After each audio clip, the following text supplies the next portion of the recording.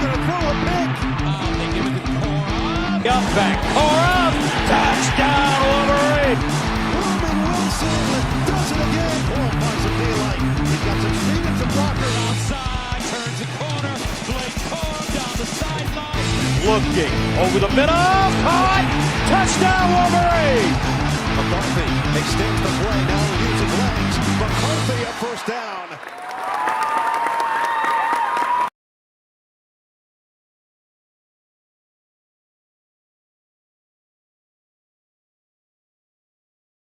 We're muted. We are muted. Ooh, let's start over. Yeah. Hello, everybody, football fans around the world. I don't know if we're global or not, but I like to say that anyway, especially after I make a mistake that big. Here we are. Right now, the ESPN Football Power Index, that's the FPI, to those of you living in East Lansing, is predicting that 75% of the Big Ten already has less than 3% chance to win the Big Ten. Also, we're going to talk about Urban Meyer has been desecrating the sport of college football since the late 90s. And will Matt Rule return Nebraska to their former glory? We're going to talk about all of this. Plus, we've got a guest, Justin Adams of Nebraska Football at the Voice of College Football will be with us in just a moment. So stick around and start putting all your Nebraska questions in the chat, and we will get to those. Meanwhile, welcome to the Big Ten Team Rivalry Show with expert trash talk and unrivaled analysis. I am your host, Cliff. I am a web developer, professional web developer, and amateur woodworker. With me, as always, is Mac. Mac, now that your microphone is on, how you doing over there? Whose fault is that? It's yours. It's the producer's fault. Mm-hmm. Yeah. It's hot. It is hot today. So I've got the fan blowing on me. I've got the door open today because we have just the window air conditioner that's in the kitchen because that's what these apartments built in the late 70s could do. So I'm hot. So you're hot. All right. I'm hot. Well, before we get into all of our stories tonight, we, of course, have the checkdown. And It's my favorite unfortunately, it's your favorite part. Man, and this is going weird on me here. Oh, I didn't put. All right. Well, anyway, lots of weird things going on here. I did not get a chance to put together slides, but we do have the checkdown, and we're going to start with our new friends, the Washington Huskies. Washington Athletic Director Pat Chun addressed the Board of Regents last week, noting Washington and other schools have left the Pac-12 due to bad financial decisions on the part of the conference. Now, he's not wrong. The Pac-12 had a budget shortfall of $200 million last year. What? But Chun believes the University of Washington is headed in the right direction as they move to the Big Ten, will leave them with only a $2 million operating deficit. I did say deficit. They will also spend $30 million for the construction of an on-campus Big Ten network studio that they have to take out loans for. But that's it. That's the end of the bad financial decisions. Except they also have to renovate Husky Stadium. But that's definitely it. The spending ends there. Who do they think they are? Congress? I don't know. Why do they need a Big Ten studio or Big Ten network studio there? They got to do all of the Big Ten stuff now. They got to have a studio for all of the teams, all of the different sports, and all of that stuff. They gotta get things going, man. All right. Story number 2 on the checkdown. Walk-ons are in jeopardy. Thanks to the recent House versus NCAA settlement, walk-ons are in jeopardy. The settlement will end scholarship limits, but impose roster caps.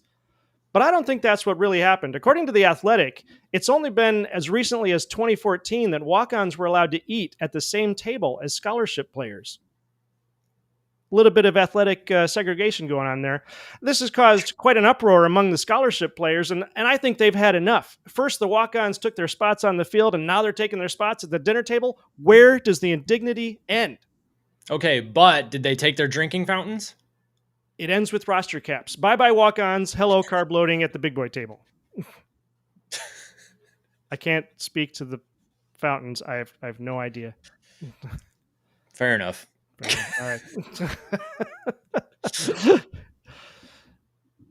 Sam Webb likes to talk trash. What? Sam Webb called Ryan Day a walking excuse. According to Athlon Sports, Webb noted that in previous years, excuses such as bad weather, defensive coordinator issues, and the sign stealing scandal were used to explain Michigan's victory over Ohio State. However, Webb believes that as we head into 2024, no more excuses can be made. Ryan Day refused to acknowledge Sam Webb's comments as he is still trying to find Lou Holtz.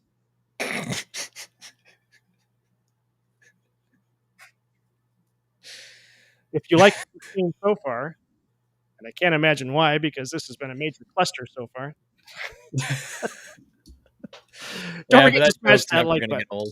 Yeah. Don't forget to smash that like button. And as long as you're there, scroll a little bit to the left and hit the subscribe button. And thank you to everyone who has subscribed already. You are our motivation and inspiration, right, Mac? What? Yeah, exactly.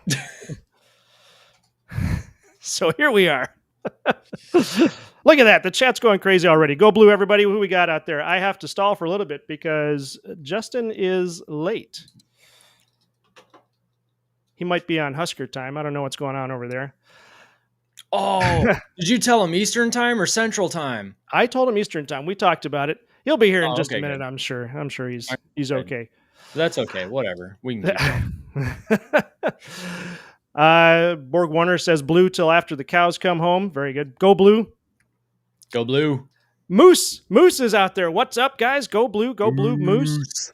Good to see you guys. Jason Baudet, good evening. How are you doing out there? So we got a little bit of a crowd out there doing stuff. Oh, and Moose is calling out John D'Adamo. Where are you, man? If anybody, I thought he was there. It was Michigan football. The voice of college football said "Go Blue," so somebody's. Oh, he watching. did. Either Oh, John or TJ's watching. John or TJ's watching. All right. What up, John or TJ? And they are currently regretting their decision to let us be on their channel. Yeah. Okay, here's what we're going to do.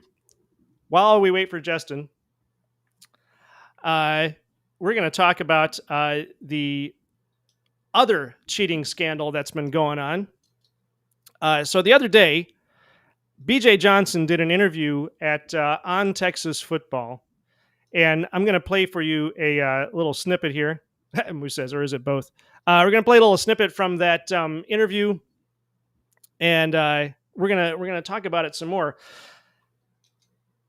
Here we go. How did Texas get 3 5-star receivers before NIL, before all that? How the hell did y'all all agree? You know what? In all honesty, Robbie, I never got offered anything from UT. You know, Coach Brown was a straight up guy. I was offered, stuff by, Urban Meyer. Hell, Urban Meyer locked me in an office at my school, and no bullshit, and asked me straight up. He was like, BJ, how much? And this was when he was at Notre Dame at the time, and it caught me off guard because I just thought we was talking football. And he was like, "No, how much?" All right, so let me back up here. This is what's going on. This clip from On Texas Football, as you can see, this is BJ Johnson. They're being interviewed. He's the one in the black T-shirt in the middle there with the one that says BJ Johnson right next to it. He played for Texas from 2000 to 2003 as a wide receiver. Urban Meyer at the time was the wide receivers coach at Notre Dame. Leading up to this clip, Johnson talks about how college football has always been a business and how NIL is just opening the door to what's been happening all along. But this is what he said about Urban Meyer, that Urban Meyer actually cornered him. I don't want to say trapped, cornered him in an office at his high school and just flat out said to him, how much? Talking about, the money. How much is it going to take? So we're going back now to the late 90s. This would have been probably 1998, 99, because BJ there played for Texas from 2000 to 2003. So, Mac, the questions I have for you, and this is what we want to discuss. So in the chat, we're going to talk about how long have these things been going on? There's a couple of questions here, Mac, and I'm just going to rattle them off. How long has this been going on? How deep do we go down this rabbit hole? And when we're talking about, actually the game on the field, which is going to do more damage? Which is worse, buying players or stealing signs? So buying players, but it's legal now. So it's legal to have that kind of damage on the field. So, okay, whatever. So I'm just now thinking about this. I should have thought about this earlier, but like I'm just now thinking about this. Do you remember that book Bo Schembechler wrote with, wasn't it John Bacon, Leadership Lessons or something like that? I think that was Mitch Albom. Oh, with Mitch Albom? Yeah, I believe so. Oh, okay. I've got it over there somewhere. Yeah, I can't remember what it's called. It's like Leadership something or another. In that book, he describes how a high school coach, I believe from California, because duh, gets him on the phone and says, hey, we'll put in a good word with the recruit or something like that. We'll do what we can to influence the recruit to come to Michigan if you send us, a little sugar, give us a little sugar, put something, sweeten the pot for us a little bit, that kind of thing. Yep. And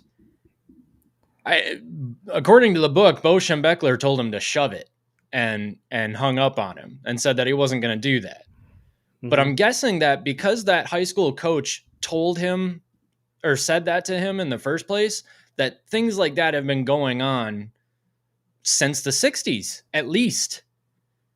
I mean, we have evidence that this has been happening since the 60s because of that.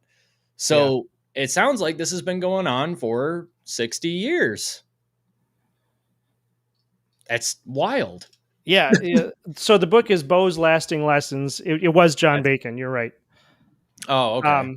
Yeah. So yeah, a fantastic book. But so if this has been going on since the 60s, why is it only coming out now? I don't know that it hasn't been coming. It's not just coming out now. I mean, the coaches that have been using money to buy players has been a thing for quite some time. And there have been rumors that have been circling for quite some time. I mean, there were rumors, I believe, about Les Miles at LSU at one point. There were rumors about Brian Kelly at Notre Dame at one point. There were rumors. I think there were even rumors about, Jim Tressel had rumors going on about him, obviously Urban Meyer and all that. And then, there was one other high profile one. I can't remember. Nick Saban was also in there at one point. There were rumors about Nick Saban. I mean, but that's the thing, is they've been rumors. They're just rumors. Right. So I don't know. I mean, there's evidence that comes out and it looks a little weird and you don't really know what to make of it, but there have been rumors circling for quite some time about a lot of coaches.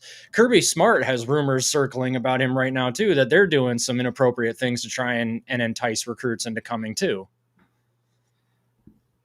Right. Okay. So I think that's what's frustrating though, is that as we've talked about, is that the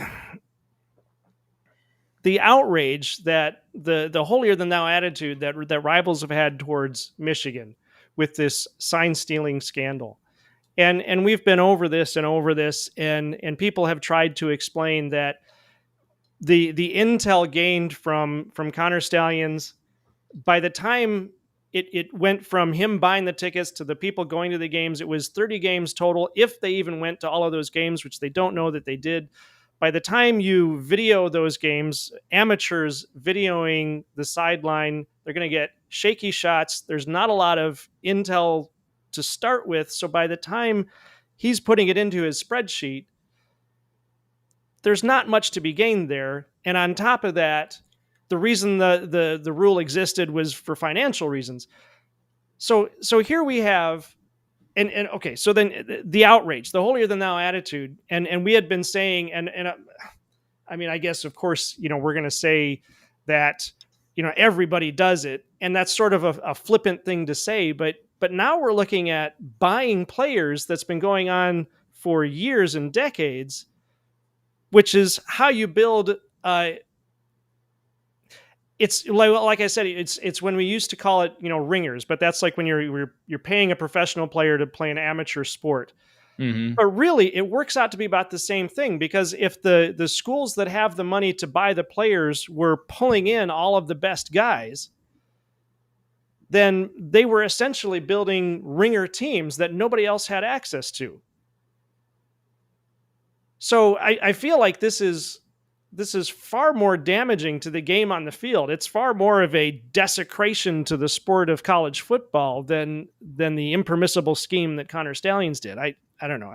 Now I think I'm rambling. What do you think? No, you're good.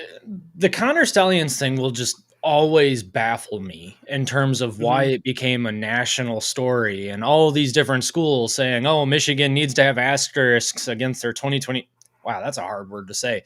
They need to have an asterisk next to their 2023 season because of this one low-level staffer who took his iPhone to a football game and also paid for his buddies to go to football games. They didn't even watch the full games in a lot of cases. The one guy said it was raining.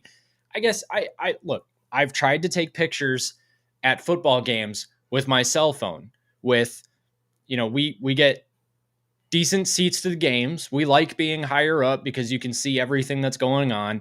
I don't think that Connor Stallions it didn't sound like they were front row seats exactly, but either way, I just, the games are being broadcast. Everything is on television. Okay. The all 22 is on YouTube. You can look this stuff up.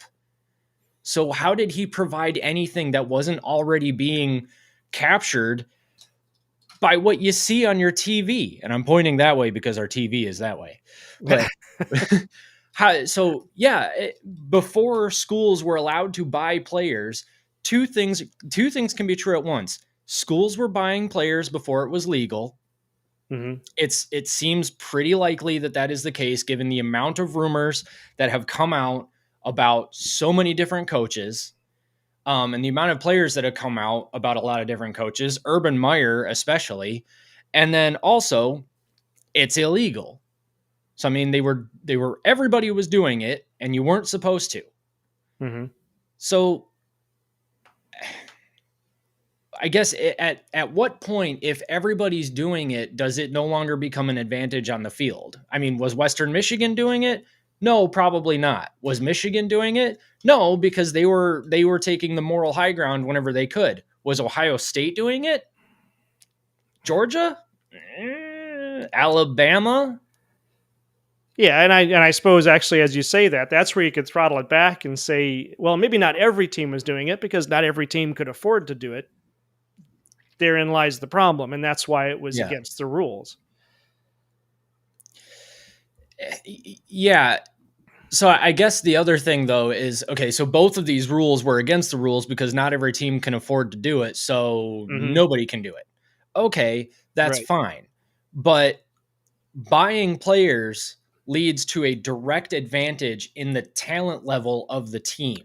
Right. That has, in my opinion, that is a more direct advantage over the end result of the game than stealing the signs of another team preemptively.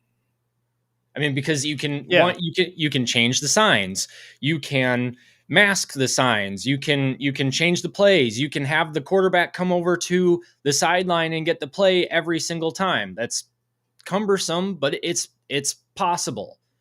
So there are a lot of things that you can do to mitigate the effects of an opposing team stealing your signs. What you can't do, however, is mitigate the effects of Ohio State paying whatever 5-star quarterback to go there that would have come to Michigan otherwise. You can't mitigate that. All you can do, because they got the quarterback, Michigan didn't. Maybe that's why, I mean, I'm not about to start making excuses. Harbaugh got beat fair and square as far as we know, fair and square by Urban Meyer. Urban Meyer is still a phenomenal football coach despite all of these controversies, but it does kind of make you wonder, was Ohio State, beating Michigan because of some extracurriculars that were going on? And if so, that kind of makes the Purdue loss in 2018 all the more baffling, does it not? Yeah, well, and I suppose we have to gauge that with Michigan was clearly awful in 2008, 9, and 10. Well, yeah, but I'm talking 2018 and later. Sure, but yeah, it's we just can't deny the fact that Michigan was on a downswing there for a while. But wow, I am really flustered tonight. I apologize. That's all right. But okay, so yeah, okay. Well, actually, what I was going to say was when we talk about this, though, and it makes me wonder: are we just talking about, are we just flinging mud at each other? Are we all in the mud puddle flinging mud at each other? And then you found the video from Project Veritas. You want to hit that one and play that clip? Yeah. So there are a couple of clips. So I'll intro this real quick. This is kind of random, and I just found this today. I think this video came out 5 years ago. And it's so Project Veritas, if people aren't familiar with what they do, I'm not familiar with everything that they do, but they've been in the news lately. They kind of go undercover and do investigative reporting. They are actually defunct now. Oh, are they really? They are, yeah. Oh, okay. After James O'Keefe left or was fired, they sort of fell apart and have disintegrated, and they are no longer a company. Okay. Wow. So apparently they were really reliant on James O'Keefe. Yep. Okay. Well, in any case, they were investigative reporters, and they would break stories and all that, just kind of exposing some pretty horrible things, honestly. And they did a whole video on Urban Meyer. 5 years ago, they released this video on their YouTube channel called An Unfair Game, Urban Meyer, A History of Abuse. And they interview several different players, and none of them have a single good thing to say about Urban Meyer. I mean, I guess they may have one or two things, like he's a real competitor and all that. One guy said that he doesn't cuss much. But yeah, it's a wild video. It details some weird, bizarre moments of psychological and physical abuse that happened while he was coaching Florida. So I've got 4 clips that I thought would be interesting to go over, and we don't have to go through all of them or all of them in their entirety. But the first clip starts at 3 minutes, 43 seconds. All right, let me see if we can hit it here. Okay. And yeah, Buckeyes Battle Cries in the chat. It was Nice. awesome having you guys on last week. And yeah, they were mentioning last week that Urban Meyer is not a good man. And yeah, that's definitely what it seems to be the case. All right, I'll hit the cue, or you just tell me when to stop. All right, do it up. There we go. Deepest scars. Man, he had this tradition where he would throw a full bottle of Gatorade at people in the hotel room. Like before the game, he would come in the room, grab a Gatorade bottle on the table, and he would throw it at you. So he comes in my room. I room with John Alapio, he's a close friend of mine. He picks the bottle up, he throws it at John. And I'm like, I know this motherfucker is gonna try something crazy. He picks another bottle up. I said, Herb, if you throw that bottle at me, I'm gonna punch you in your face. And he just stops right there. I'm pretty sure he never heard that response in his life. He just stops and looks at me, trying to read the situation, and he just puts the bottle down, smirks, and walks out. All right. So that's good. So what is that? I don't know. He has a tradition of just walking into the hotel rooms and chucking full water bottles at people. Full Gatorade bottles? Yeah, I know. I remember like Bo Schembechler was famous for like grabbing his headset and throwing it on the ground, but I don't think he ever threw it at anybody.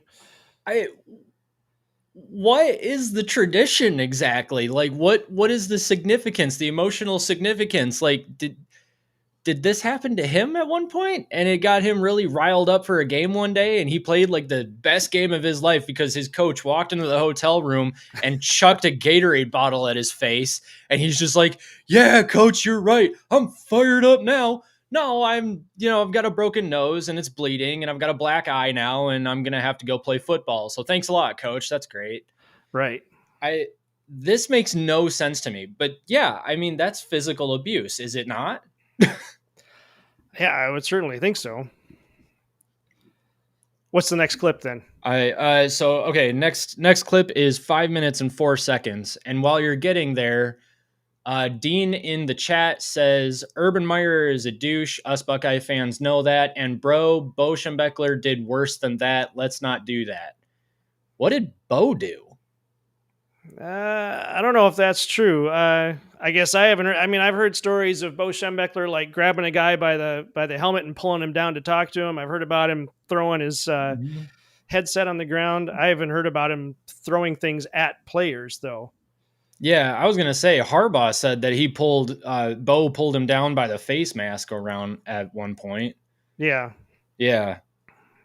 So, allowed that doctor to stay around. Oh, well, okay. But then we still don't know if that's true or not as far as what happened there. That investigation I don't even know if it's still ongoing, but. Well, I think that the investigation found that the doctor did do stuff, but Bo didn't know about it. All right. Or Bo knew about it and reported it and waited for something to happen or something like that. But I think that's also what happened at Penn State. Okay. But anyway, going back to Urban Meyer. So, yeah, this guy's story is wild. So go ahead and play this one. All right. Hold on. I hit that too fast. There we go. Again, I've forgiven the dude but Urban he wouldn't cuss much. He wasn't like a loud person. But he's the kind of dude that would get all the information he needs to get on you, and then he'll use it to manipulate you, or he'll use it against you. For example, so during recruiting, he'll get all this information on you, ask you all these questions, you feel endeared to him. When you don't do good in practice, he'll use it as fuel to motivate you. So he'll say, "Hey, I thought you were trying to get your mom out the hood." He'll say stuff like that. Mm-hmm. Or he would, he knows that you're not really smart. He'll put you in front of the team and he'll make you do trivia. And everybody will laugh at you. Damn. And stuff like that. That's like twisted. Okay. I know some guys that play. So he would know whether or not a player was, intelligent or not, or knows trivia or something, and would force them to get up in front of the team and make them do trivia so that the other players would laugh at them. Right. That's that's psychotic. Yeah. I mean, there's, I guess that's going back to the time when, it's not that long ago actually, but yeah, it's almost that, they're trying to toughen you up by humiliating you. And then that's like, I think he just said that it's supposed to fire you up to play better. But that's a tricky road to play because more often than not, you end up just breaking their spirits and humiliating them. So a coach is supposed to be, I guess, maybe we should move on, but I was just going to say a coach is supposed to be somebody who's, developing your character, like building you up for life. Your NFL career for sure, but also life, I guess. But he's just tearing these players down. And I guess Fisherman in the chat, it worked out because he won a lot. Yeah, for sure. But it sounds like it came at the cost of a lot of these players, psyche in some cases. Right. Yeah. Anyway. All right. So next clip is 7 minutes, 36 seconds. Yeah, I don't know. That one's wild to me, but yeah, Connor Stallions is a hero. We all saw how Meyer did in the NFL, couldn't handle grown men.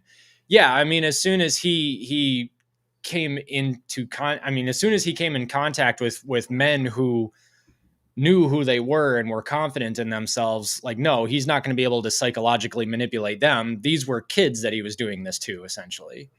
But anyway, go ahead and play this one. They had a guy's quads explode in the weight room This on one's the leg graphic, press too. during Yeah, actually, what we heads call up, the this one's Valentine's kinda Day graphic. massacre. He basically just do everything to failure, and the lactic acid had built up in his legs so much that his quads literally exploded. They ruptured, and he had to be taken out on an ambulance. Oh, wow. Yeah. Who was that? Omarius Hines, he was another really good college player, but he never really got a chance in the pros. Wow. So Xavier told me about, what was it called? Valentine's Massacre, or whatever. How was that? Oh, Lord. We literally had guys blow their damn legs out in college. Who?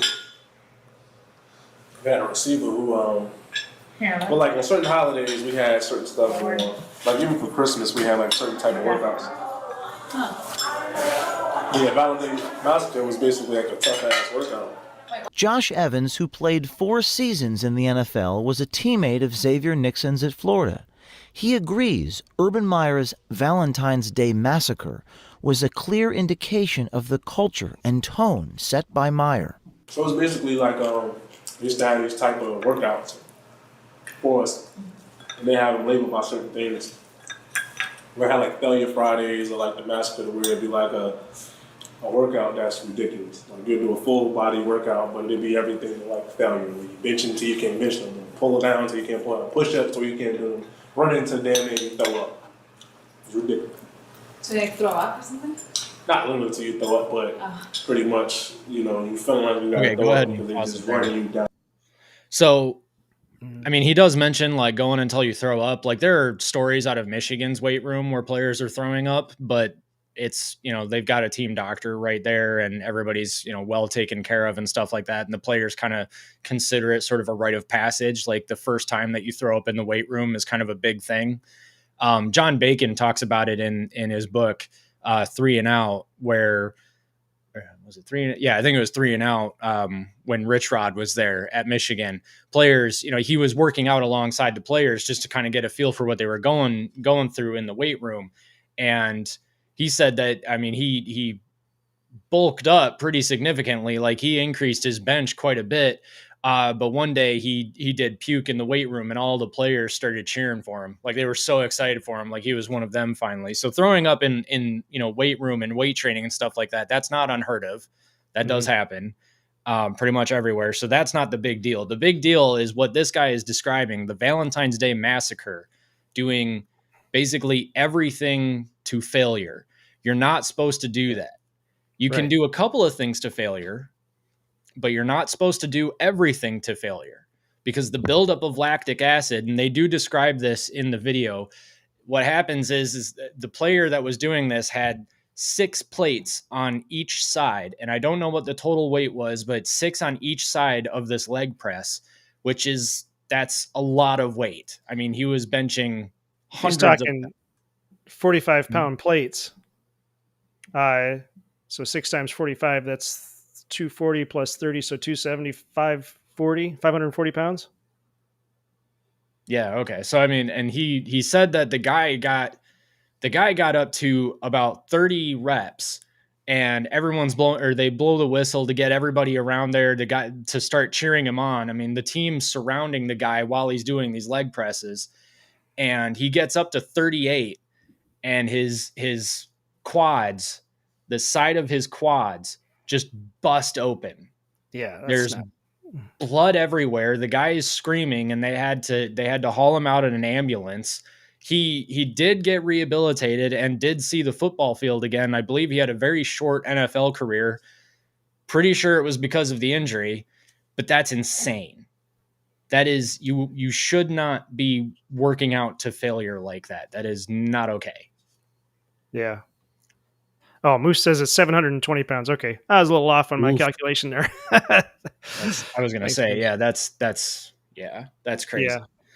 Yeah. Let me interweave some of these. So Dean talking about Bo Schembechler. What's the one I wanted to look at? Okay, so here, that Bo knew about the abuse that was happening to players, that it was reported.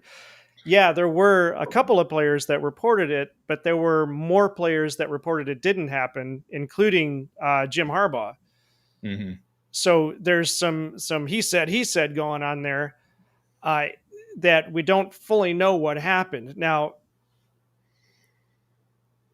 I mean, I can't make a claim either way, except that, I think there were even family members, not as, well, I'm not going to remember that whole story, so I won't tell it. But I do know that Jim Harbaugh came out and said that the allegations that were brought out against Bo is not the Bo Schembechler he knew. And he could tell you about several players who would say the same thing. So I don't know that not everybody is trustworthy when it comes to allegations that are made, but I don't know. We can look into it more and see what we can find out. But I don't know. I'm not trying to say that Bo Schembechler was, an angel either. I mean, he was a tough coach, but I don't know. I guess there's more to be said on that, and we'll just have to try to figure out more about what's going on there. Okay. I mean, I think that investigation is still going on, or I don't know, something's going on with it. So I probably just stay out of it until we know more. But right, yeah. Oh, wait a minute. No, Moose says his math is off. It is 540, which is what I said. All right. I'm gonna say, I think we'll get there, Moose. You and I will just get the calculators out and start running up these numbers. I think my leg press is like 140. So pretty much anything over 200. And I'm like, whoa, no wonder he split open his legs. Holy crap. Oh, yeah. It's amazing what some of these guys do. I know Arnold Schwarzenegger used to talk about doing 1,000 pounds on the calf press. That's just amazing. That's insane. I can't. Yeah. I couldn't. No. Oh, my gosh. All right. Last clip. 15 minutes, 21 seconds. And yeah, Urban Meyer knew about Zach. I can't remember his last name. Zach Smith. Yeah. Knowing that he was beating his wife. What did you say? Yeah. I'm sorry, 15 seconds 15, and what? 15:21. All right, I'll just start here. Connor Stallions, your leg press is 330. Yeah, that every. Sorry, real quick. Put that up. Holy crap, dude. Nice job. Yeah, that's pretty good. Yeah, well done. I think when I was lifting weights in my mid-20s, I was doing 400 pounds on the leg press. But that was, that was not 10 reps. That was 3 or 4 reps. Maybe closer to 2 or 3 reps. Maybe my leg press is actually better than what I think it is then. It might be. You'd be surprised at what you can do with your legs. Your leg muscles are a lot bigger than you think. All right, you ready for this one? That's true. Yep. All right, here we go. I'm pretty sure that video could be worth like money. Yeah, they wouldn't want that out there. Oh, hell no. According to the players we talked with, there was a culture under Coach Meyer that had no limits. When players were injured, they were called pansies. They were often kept in the dark about the severity of their injuries and were sent back onto the field as soon as possible. It was about winning at all costs. We had a guy get staph infection in his shoulders. He was literally dying. And the coaches didn't even acknowledge, they thought he was faking. Right. He had bacteria eating the muscle in his shoulders, and they had us in this area called the pits where they put the injured people. They had him carrying a 45-pound plate over his head. And like I said, he had bacteria eating the muscle in his shoulder. He was just crying the whole time. Who was it? His name was Gideon Ajabi. So he was. I hadn't heard of him. He was a good high school crew. He played in Florida, but nothing after that. And he had to have a surgery. Yeah. And then got staph infection from the surgery. No, I don't know what caused the infection, but he had an infection in his shoulders, and it was eating away at his shoulders. And they didn't acknowledge it. They thought he was just faking, some injury. Come to find out, I don't know what you test to see that. Yeah. But come to find out, he had a form of staph, and it took about 6 months of treatment, after the surgery for him to get back right. So what they do when they finally acknowledge. All right. The guy's got a form of a staph infection in his shoulder, and they're not acknowledging it. They think he's faking it, and they're forcing him to hold a 45-pound plate above his head, and the guy's literally crying while doing it. What? Yeah. So this came out, you said this video came out 5 years ago. 5 years ago. And nothing happened to Urban Meyer with these allegations. No investigation or anything? Apparently not. So we've got, I'm sorry, again, going back to the NCAA, and this almost like, I feel like this proves that the NCAA has a problem with Jim Harbaugh, because they went after him for Cheeseburger Gate and allegedly sign stealing, which aren't going to affect the game. And then here, Urban Meyer is abusing players, and they don't bother with him.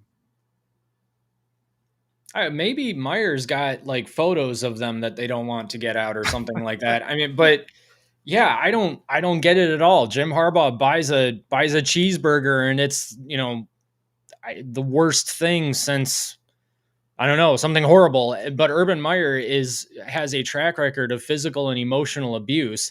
I mean, keep in mind, like he kicked a player while coaching for the Jacksonville Jaguars. And I mean, I don't know that the guy, like, there was enough for them to consider it assault or anything like that. Mm-hmm. But this is, I mean, how some of the stuff that they talk about in this video, it's just kind of like, how is he not in jail for some of this? Yeah. And I mean, how was he ever allowed to work as a coach? I mean, how did the Jaguars just not do their research at all? Or were they just more concerned with getting W's? I mean, they were in the bottom of the barrel in terms of the NFL. So they probably were desperate to get a coach in there that could win. But I mean, there are a couple of things going against Urban Meyer. I mean, one, he's unproven in the NFL at that point. And two, he's got a history of abuse, according to his players. So why did they go with him? Right. Fisherman, owner wanted Meyer. Okay, well, maybe that, yeah, I guess maybe that's all it was then. But I mean, why? I mean, why? You did they not do any sort of due diligence whatsoever? I mean, this is wild. Yeah. This is crazy. All right. Do we have was that the last clip, or is there another clip? That is the last clip, but I will put here. I'm going to put the link in the video description so that everyone can go watch it whenever they get a chance, because it is wild. All right. Well, as it turns out, Justin Adams is here. Apparently there was some confusion with the time, but he's here now. Oh, yay. So we are going to jump back. We're going to bring him on. Everybody can say hi to Justin. Let me see here. There we go. Justin, can you hear me? Well, oh, no. I can't hear you, though. Still can't hear you. That's all right. It's been that kind of show tonight. I've had a couple of mess ups. Can you hear me now? Yes, there you are. All right. Switching off of my audio interface. So sincere apologies. So I'm in Arizona. Okay. We don't do daylight savings in Arizona, right? And I'm used to dealing with people in central time zone since I'm covering Nebraska. And so I saw 8 and it immediately clicked in my mind 6 p.m. here. And I think it hit me like when I saw you send the link at 5 o'clock, because I just checked my Twitter. When I saw you sent the link at 5 o'clock, I'm like, am I off? And then I went back and double checked. I'm like, oh my Lord. And that's right when I messaged you. So I am sincerely I apologize about that, man. No, that's all right. That's fine. As we like to say on the show, we're not professionals or insiders. We're just guys who like to talk football. So things happen, and that's the way it goes. It's not a good look, and I apologize. And if I'm back on, it won't happen again, man. No worries, man. No, you're good, dude. So let's do the regular stuff. So Justin, tell us, where can people find you? What do you do normally? Yeah, so I cover Nebraska football over at Nebraska Football at the Voice of College Football. So if y'all know about the Voice of College Football Network, I'm over there, and I'm running the Nebraska channel, and then also I am over on the Big Ten Show. You can find us at Big Ten Show. Just type in Big Ten Show on YouTube, and it'll pull us up, or at Big Ten Show on X. So that's where you can find me. Those 2 spots. Nice, excellent. Oh, yes, sir. So what we do normally is what we've been doing with our guests is we have 3 questions I like to throw at the guest. These are potentially non-football related, and it's just sort of to get the audience to know you better. Cool. So these are quick questions. They should be really short. We've had a little bit of difficulty with them, and because I was, like last week, we had Buckeyes Battle Cry on here, and I just sort of assumed that they were from Ohio, so I had some Ohio trivia for them. Turns out they're from Michigan. Oh, okay. All right. Interesting.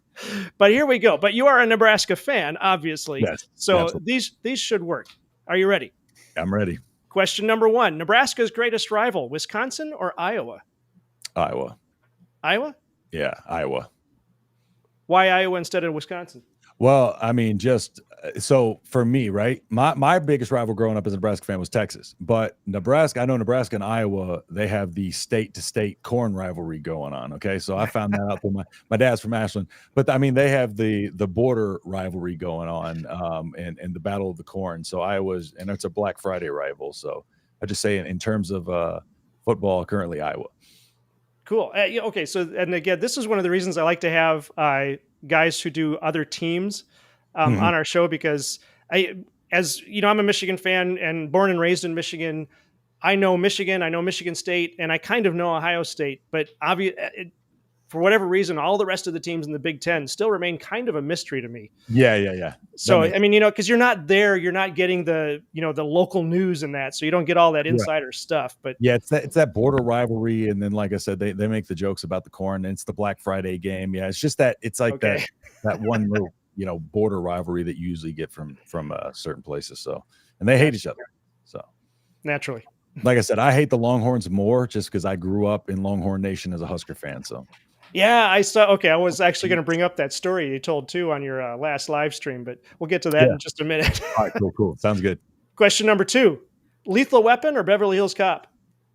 You know what? I'm not a movie fan, but I got to go with Lethal Weapon. Oh, all right. Yeah, is correct. All right. So understanding that, so I don't know if you know, but we actually do a show on Michigan football, the Voice of College Football. We're the Point a Minute show. Yep. Okay, so understanding that there is the slim possibility that Mark Rogers may actually be watching right now. Question number 3 is Johnny Cash or Elvis Presley? Johnny Cash. Oh, all right. That's correct. All right. That's correct. Yep, that's correct. Without hesitation. Yeah, I love them both. I do find myself listening to Johnny Cash more often than Elvis, but yeah, I love them both. Yep. All right. So the story I wanted to get into first, since we have you here for Nebraska, I wanted to talk some Nebraska football. I want to talk Matt Rule. So the research I've done on Matt Rule is that, so he was at Baylor, he was at Temple, and he was able to turn those programs around. It took them from the first year at Temple was 2-10. The first year at Baylor was 1-11, but he turned them around to, I want to say, Baylor went to their conference championship, I think, didn't they? Yeah, so I think Baylor went from 1-6 to 11 wins, and then I think Temple went from 2-6 to 10 wins. Okay, yeah, so a couple of fantastic turnarounds, but then it was as soon as he gets the team turned around, he moved on to another team, which I'm not condemning him or anything for that, but it's a compliment. Yeah. So, well, actually, and you know what I was wondering about, do you see Matt Rule as the kind of coach who basically loves a challenge? So once he turns a team around, he's looking for the next challenge? Does that seem reasonable?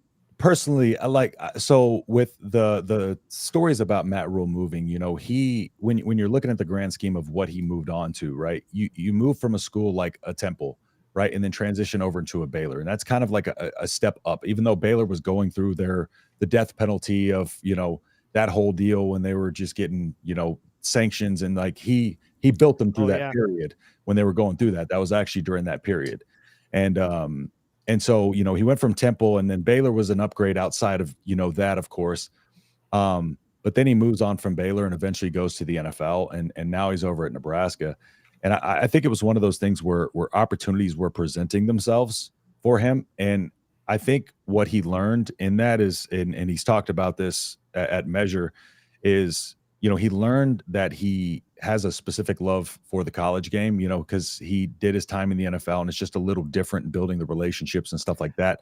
Right. So I think now too, he has a perspective from going in the NFL and being back in college that like, this is the place for me. So I don't think the NFL is one of those things that would pull him away. And then I don't think college would pull him away, because he's in a situation right now where if he builds Nebraska, name another place in the country. Let's say he gets Nebraska back to 10 wins a season, 9, 10, wins a season.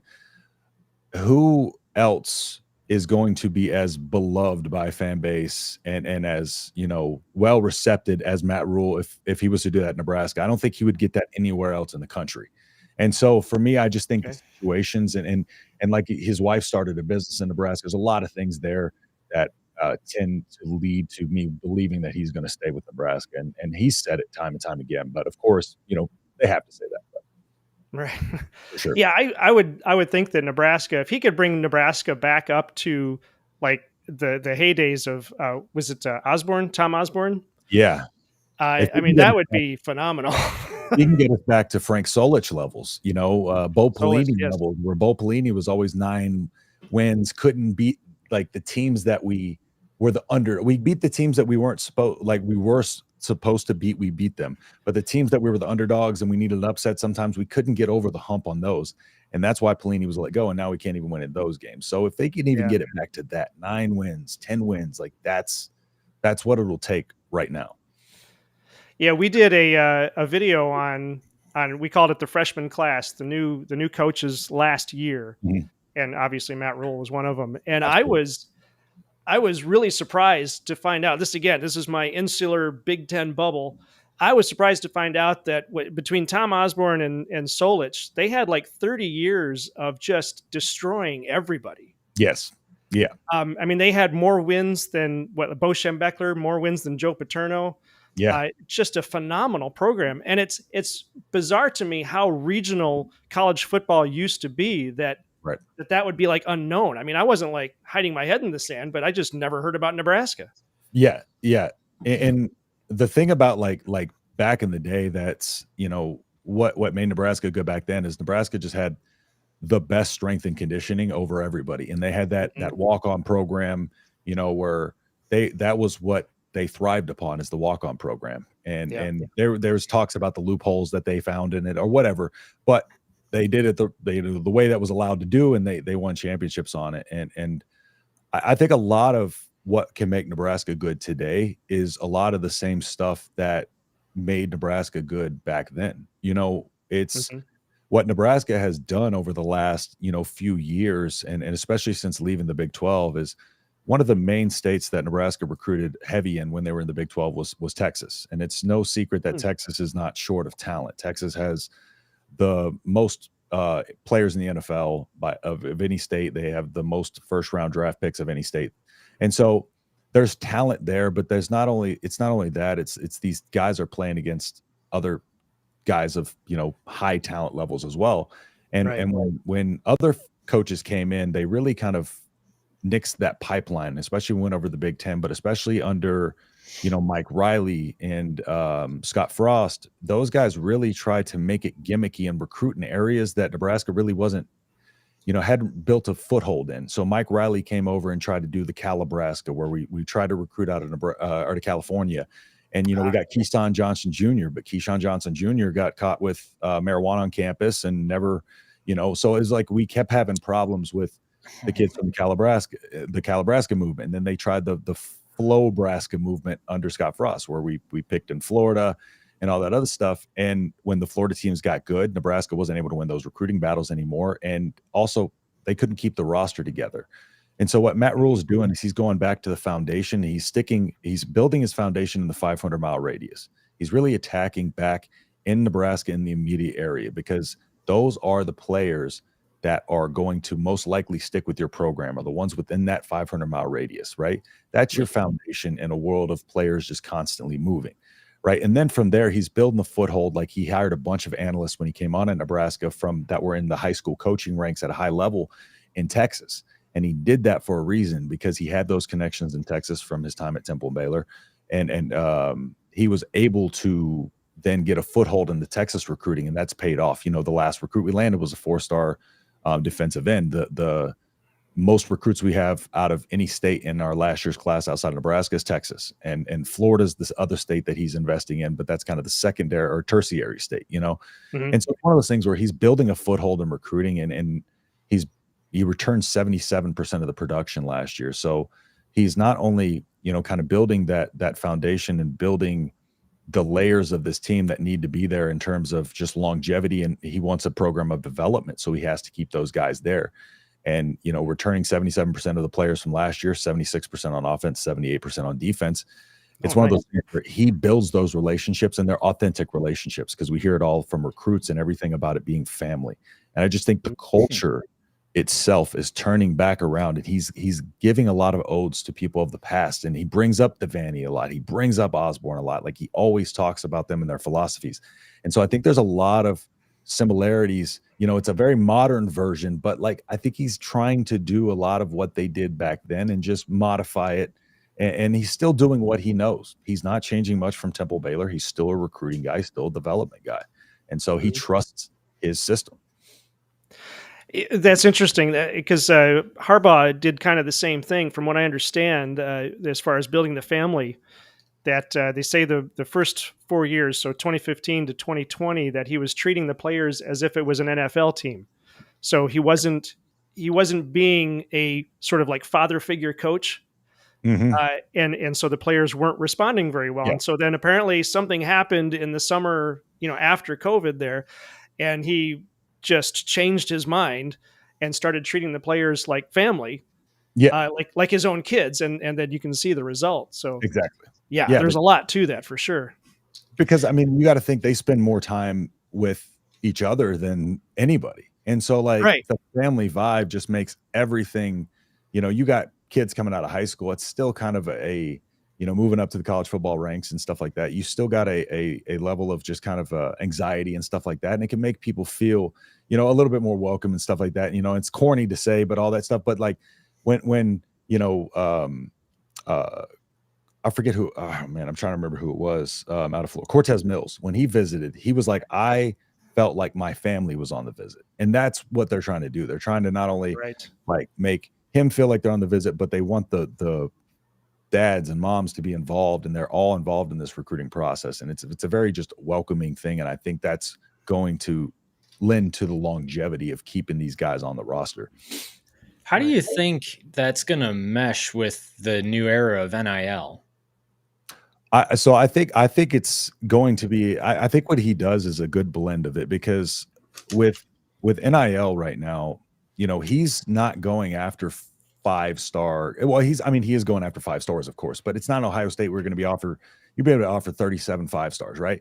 So what he's doing is, and what, in my opinion, helps these guys come into the program and stick with it, is what he likes to do is Matt Rule's philosophy is he thinks there is a ceiling to athleticism, right? Which there is. There is a ceiling to athleticism, but there's not a ceiling to your skill and your development, right? Mm-hmm. And so what he likes to do is he likes to target these high 3 stars, 87, 88, 89 rated 3 stars, and or these under the radar kind of transfer portal guys, your Stephon Thompsons, your Jamal Banks, who just wasn't in a good offense at Wake Forest. And he likes to bring those really athletic guys in and just develop their skills. And one of the things that I think happens is when the way he did the, practices this spring, he broke them up into 6 teams playing across 2 fields. That way everybody was getting the equal amount of reps. It wasn't first teams getting all the reps. So he's developing everybody from the bottom up. And one of the things that he doesn't care about is if you're a freshman, true freshman, sophomore, junior. We saw that last year. Look how many true freshmen played for Nebraska last year, albeit with injuries. But we're looking at more freshmen starting this year, because if you come in and do things the right way, and he knows you have the right mentality, you play with the physicality, you practice hard, and you, like I said, you do things the right way and you know how to play the game, he's going to put you on the field. And I do think that's another thing that helps, is these guys aren't, battling it out and having to wait till their senior year. So they're having to move programs and stuff like that. If they get in there and prove themselves, then so be it. And I think he's trying to just build something that isn't built on NIL. I think he's trying to, NIL's there to use and wants to be used, but he's trying to build that not a house of cards. It's one of those things where it's like when you lose those guys from the top, you're not going to lose the base of your team. You're not going to lose, those guys can be replaced, at that point. So, it's just, I think that's just the way he's building it, and he's still putting such a focus on recruiting. I think that really helps in terms of longevity and not losing these guys. Well, I think if you've got a team, like your team is built with a foundation of culture, and the culture is a good one, like what you're saying, like it's built on this idea of family, then it doesn't necessarily matter when your better players or the more seasoned veterans graduate and move on to the NFL, because what made the team fundamentally good is still in place. Right. And I like that idea of development, because I mean, this was Michigan. There, honestly, I'm hearing what you're saying, and I'm basically thinking like, oh my gosh, that's Michigan. Like that's what Harbaugh did. Was he took high rated 3 stars and then some 4 stars, because Michigan, I mean, and admittedly, Michigan's NIL was a disaster under Harbaugh. So we weren't going to get any 5 stars, even if we tried, really. Right. But he took the 3 stars and he took the 4 stars, and he just won a national championship with them because of the idea of the culture being the mainstay, or the focus, the foundation of the team, and then developing these players, developing their skills within the system, and letting that shine, rather than doing what, like, and we'll pick on Ohio State a lot, as you'll come to realize, obviously. But rather than doing what Ohio State is doing, which I'll admit is a very interesting experiment, but they're dropping bags on bags to try and pull in these all-star players. And if it works, good on them. But I'm really curious to see this battle of philosophies, almost, where you've got, Nebraska and Michigan that are trying to develop players based on a foundation of culture. And then you've got Ohio State's and I think Georgia's, to a point, honestly, where they're doing everything. Texas is dropping freaking Lambos on official visits to try and get these kids to join the team. So I'm curious to see what's going to happen, because Texas is they're saying Texas is in the running for a national championship. Ohio State's in the running. Michigan's got a lot of turnover, and Nebraska, I don't think, is quite there yet. Nope. So it's just interesting to see how these philosophies are going to work this season. And it's funny you mentioned that dynamic, because one of the things that I pointed out about Michigan this year that really impressed me, and I was I was a Michigan hater coming into the season, but I gained a lot of respect for Michigan, and I worked with a lot of Michigan guys on these networks and stuff like that. So coming into more of an analyst role, but what Michigan impressed me with last year was just their togetherness, right? And I don't think people understand how hard it is in the year 2023, 2024, to sit here and have all of that outside noise coming into a program, right? But everybody in that locker room stuck together, and it did not detract from what they were doing on the field. And I think that's the difference of these philosophies, right? I think one of them is a little bit more of a built, kind of community of camaraderie and family, kind of like you said. It's these guys grew together. When these guys developed together, that means they grew together. They grew these relationships. They grew as a unit, and as they do that, this is one of those things where they're less likely to be affected by the outside noise. They're less likely to be affected by the things coming on around them. But I think that's because their focus is within the building. And that, to me, is why Nebraska was probably going to have people stay more so, is because their focus is within the building and the guy next to them. They're not focused on all that stuff going on around them. And I think that's what Michigan really brought in this year, that really showed its head. And the Stallion thing happened, of course, but dude, to me, that almost brought them together more in a way, and made them just fight that much harder and put an extra little chip on their shoulder, Oh yeah. I was going to say, I think the stuff that came out with Connor Stallions, I don't know that it was in the best interest of all the other teams for the media to really bring that out. Cause I think if anything, that just pissed Michigan off more. Yes. And brought them together more. I mean, I don't know that anything brings people or families together more than adversity. Yes. So, but I feel like a lot of teams in today's age would be broken by that. They're too busy they would be too busy trying to be out there and fight it, or they would get distracted by it, or they'd be like, I don't want to deal with this. I don't want to be here. But nobody did that. Everybody stuck together, and it brought them more together. And like you said, probably not the best thing to do in the world is to motivate them. Right. Well, think about like if something like that had happened at Texas, and just knowing what we know of Texas from the outside looking in, like I like Steve Sarkisian, he's a good coach. I like Quinn Ewers, he's a good quarterback. I mean, you go into Tuscaloosa and you beat Alabama with Nick Saban as head coach. That's a feat. That's a great thing to do. But the video of them just parking Lamborghinis outside campus to try and get recruits, I mean, I guess that's a cool flex, but it just rubs me the wrong way because it's like that they're building a brand. And it's interesting because I work in marketing, and in marketing, like the idea is you want to build the brand, but it has to be authentic at its core. Yes. You have to build a relationship with your customers. And in football, especially college football, that's all the more important. You need to build a relationship with these players if you're going to get them to commit to the team. Correct. I mean, if they're just coming to play football on the national broadcasts and try to build up their own brand, for instance, then they'll go anywhere they need to make sure that they have the path of least resistance to do that.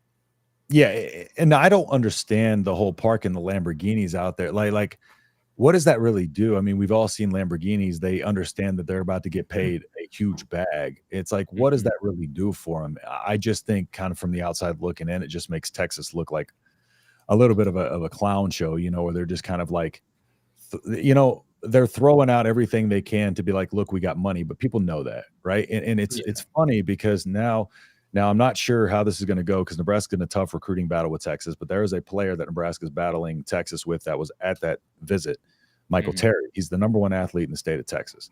And it seems almost like a two-team battle right now between Texas and Nebraska. He said the only place that he would leave the state of Texas for is Nebraska. So played 5 different positions. And so at Nebraska, they want to use him for a certain role, and he prefers the role. But at Texas, of course, they can, offer him more money, and they got, it's his home. Like he wanted to stay in Texas to begin with. But there was a little bit of movement after the visit in like terms of there's a guy that is probably potentially committing to Nebraska who had Alabama and Nebraska in his last 2, commented under a picture of Michael Terry's, saying go GBR, go Big Red or whatever. And then, those little hints and stuff like that indicate that there's a potential, like those visits aren't really doing much for these guys because it seemed to have given Nebraska a little bit more momentum in that regard. And because now there's a little bit more news because we thought, usually Texas getting that visit last, you'd be like, oh, that's bad news. But then when you come out of it and you get a little bit of momentum or just a little bit of something, you're like, and then you saw what they had going on there. It's like, I think to almost, if I was a kid and I was one of these kids, I would almost feel like disrespected. It's like, that's what you reduce me to. Like, you think I'm just here for flashy cars and stuff like that. Like, to me, that would be a little disrespectful to me. Really like you think you can win me over by parking 6 Lamborghinis out here? Like, come on. I really like that point, and I'd really like to say that I'm the type of person that would be offered a Lamborghini and say no under those circumstances. But I've seen a Lamborghini in person once in my life, and my stomach dropped when I saw it. I remember where I was. I was just downtown. I live in Holland, Michigan. I was downtown, and there's a lot of money around here. But there's only one guy with a Lamborghini, and he was driving it that night. And I was like, holy crap, I want one of those. Yeah, exactly. Well, and you think about it. Oh, go ahead. Sorry. But no, I guess I was just going to say, like, but hopefully maybe the players at that point see that and go like, okay, you're just trying to buy me or something. Like exactly what you're saying. Yeah. It's like you look at that and you're like, okay, I can think about it this way. You get to sign on to Texas and you get a Lamborghini and that's what you get. Or you sign on somewhere else that, you're going to get paid money, but also is going to develop your skills so you can buy 10 Lamborghinis down the road, And so I'm not saying Texas won't, but Michael Terry going into Texas is a blue chip amongst a bunch of other blue chippers. Michael Terry coming to Nebraska is a program changer. That's the second 5-star we would have gotten. And so that's, there's again, that element of it too. It's just like, it's one of those things. It's like, they're throwing Lamborghinis at you and the 10 other people around you, and just throwing them out there. But yeah, it's like, do you want that long-term success or do you want the promise of this up front? And so it's and to be honest, people prefer the upfront versus, socialism versus, capitalism. I don't want to get into that, but equality of outcome versus equality of opportunity. And if you got the same opportunity, but you work as hard as you can, you get a better outcome, then take that route as opposed to just the Lamborghini at the start, I look at it, I think about the kind of driver I was when I was 18. If somebody had given me a Lamborghini, I'd be in jail. Yeah. I've totaled 3 cars in the last 5 years, and that was like a Mazda, a V6 Lancer, and a Nissan. So if you put me in a Lamborghini, I'm probably not here right now, to be honest. So I'm staying out of Lambos. Yep. Gosh. I wrecked my mom's car. I wrecked my dad's truck. I wrecked my own car. Hey, see, you fit right in with me. Dang, I wrecked my first car, but it wasn't even my fault. It wasn't your fault, yeah. I got hit. Thankfully, I haven't had a ticket in about 30 years, so I'm doing pretty good now. Nice. Yeah, I got T-boned twice and rear-ended once. So, oh, jeez. Yeah, I was like a target. It was like a car target after a while. That's why I buy clunkers, because I'm like, well, it's gonna get totaled anyway. So why spend the money? Yep. Maybe I'll survive it. Maybe I won't. At least it's not a great car if it doesn't. Hey, listen, if it's not totaled, at least I don't care about it. So I'm not too upset about it. So I just started buying little cheap cars. So. Hey, let me grab a couple of things from the chat here. So speaking of, would Matt Rule go to another school? Borg Warner seems pretty intent that Matt Rule might consider Penn State. What are your thoughts on that? I could see like why people think that, of course. I think if people objectively look at it, and again, if he brings Nebraska back, the amount of money Nebraska would pay him and pony up to pay him. Nebraska pays coaches more money to not coach than they do to coach. Nebraska's boosters literally could have waited like 2 more weeks and fired Scott Frost and saved themselves like $7 million, but they didn't want to wait the 2 weeks. And so they just ponied up the money and fired him. It was like 74 million, something like that. Yeah, but I forget what the buyout was for the Frost thing. But yeah, it was one of those things. It's like, if you come out here and you do what what we want you to do, which is be the guy who turns us around, there's no place that can offer him as much as Nebraska can in terms of, and that would be willing to, because Penn State is already a team that's up there. Penn State's like a team that's like right there. It's just like, can they win that game this year that they need to win to put them in the, well, now it's a top 12, so they're probably in a much better situation, but can they win that big game? And for me, going over there, he will be another, coach or something like that. But again, at Nebraska, you bring Nebraska back, you're getting a statue built at some point, probably out there.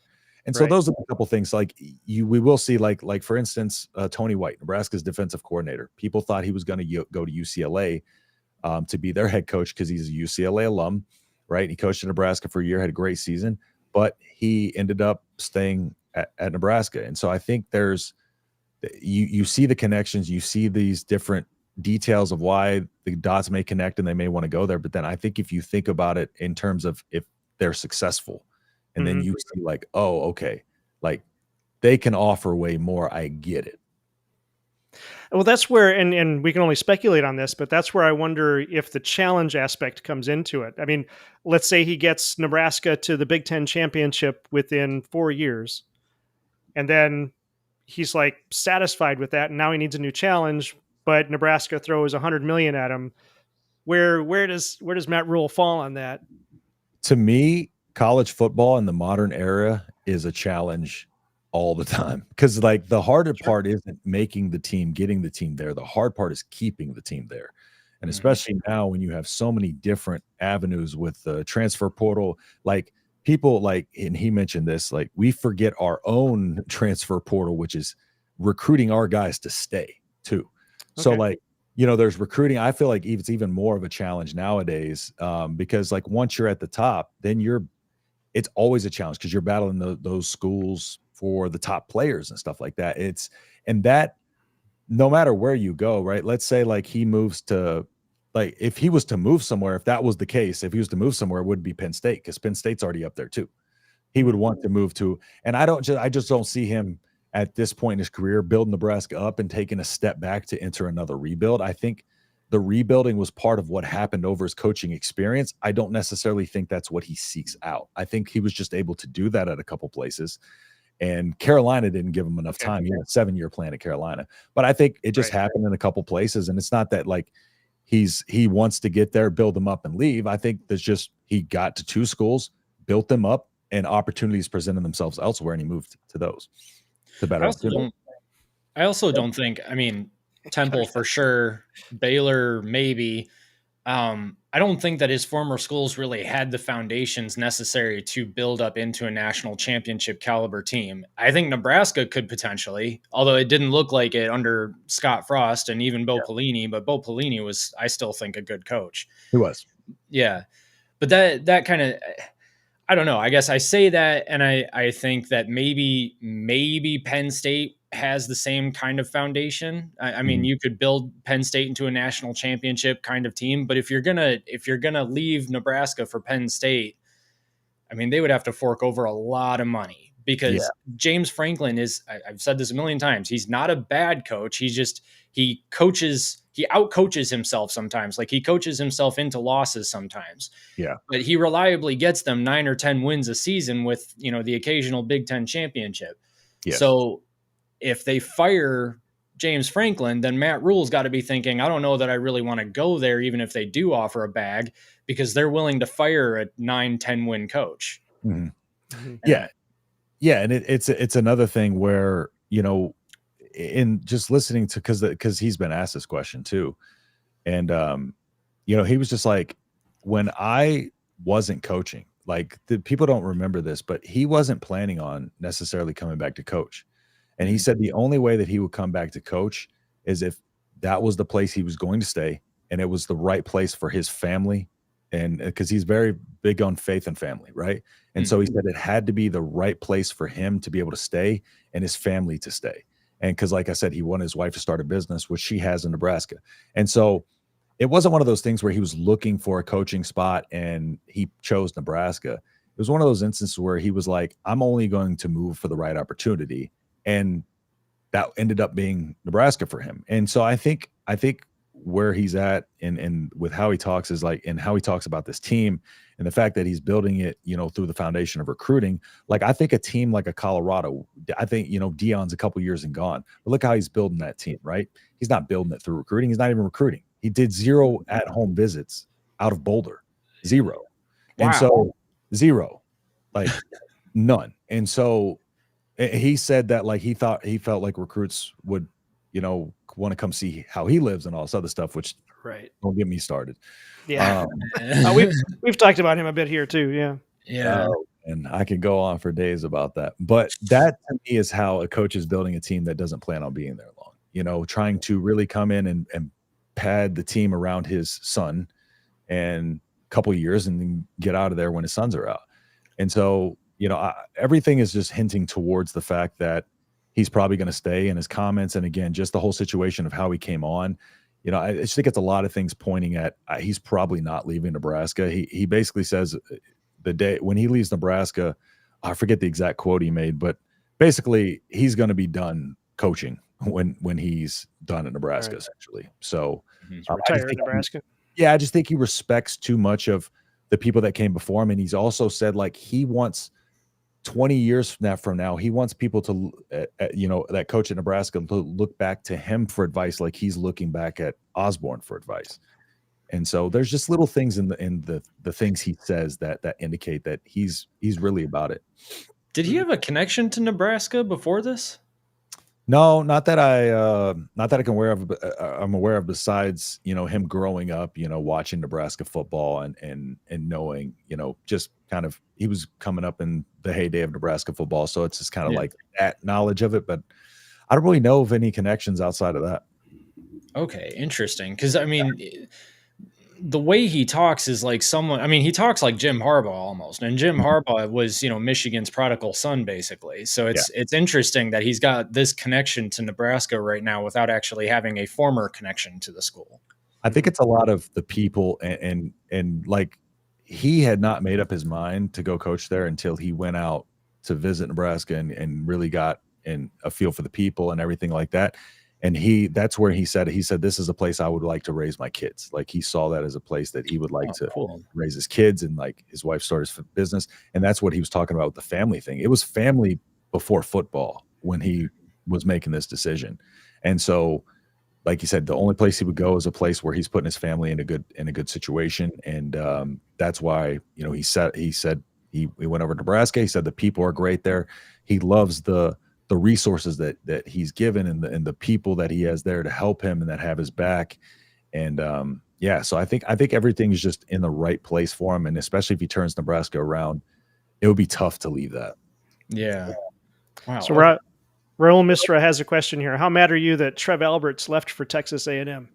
I was in the minority here, and I wasn't mad at Trev. I was disappointed in the way Trev went about it, right? Because it was just one day he up and left, and like with no warning or anything like that. And so when we heard about the news, it came out a little later that essentially he was having a problem with the board and people within the trustees.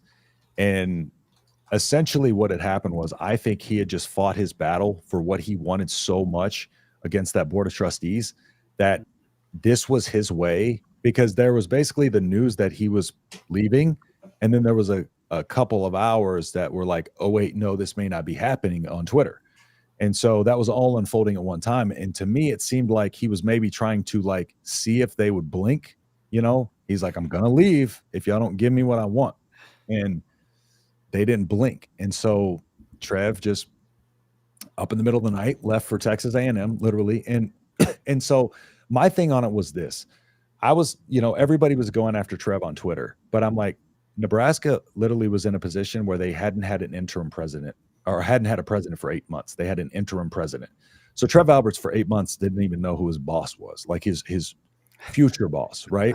So imagine how frustrating that is, okay? Oh, yeah. And so you have a president and an athletic director that now have left within the last 8 months, okay? Or within the last 8 months to a year. And so why are you mad? The problem obviously is not Trev, right?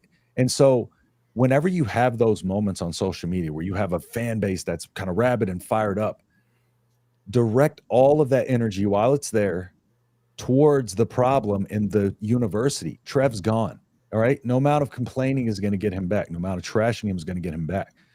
We should focus on what's inside the university and what caused this problem. Okay. Now focus your attention on that. Put the pressure onto them.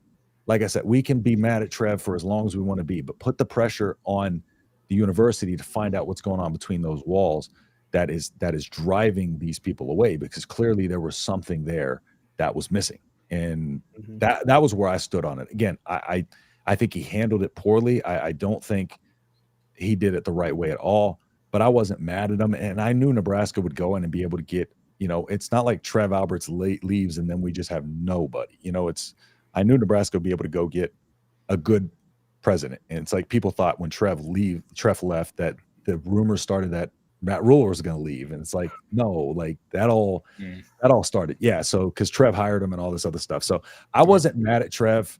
Again, people are still mad at him, still mad at A&M. I'm not mad at A&M either. Like, it's just, I wanted the focus to be on what's going on within the walls. And once he's gone, he's gone. Like, I'm not worried about him. I'm worried about the University of Nebraska and Troy Dannon, who we have now.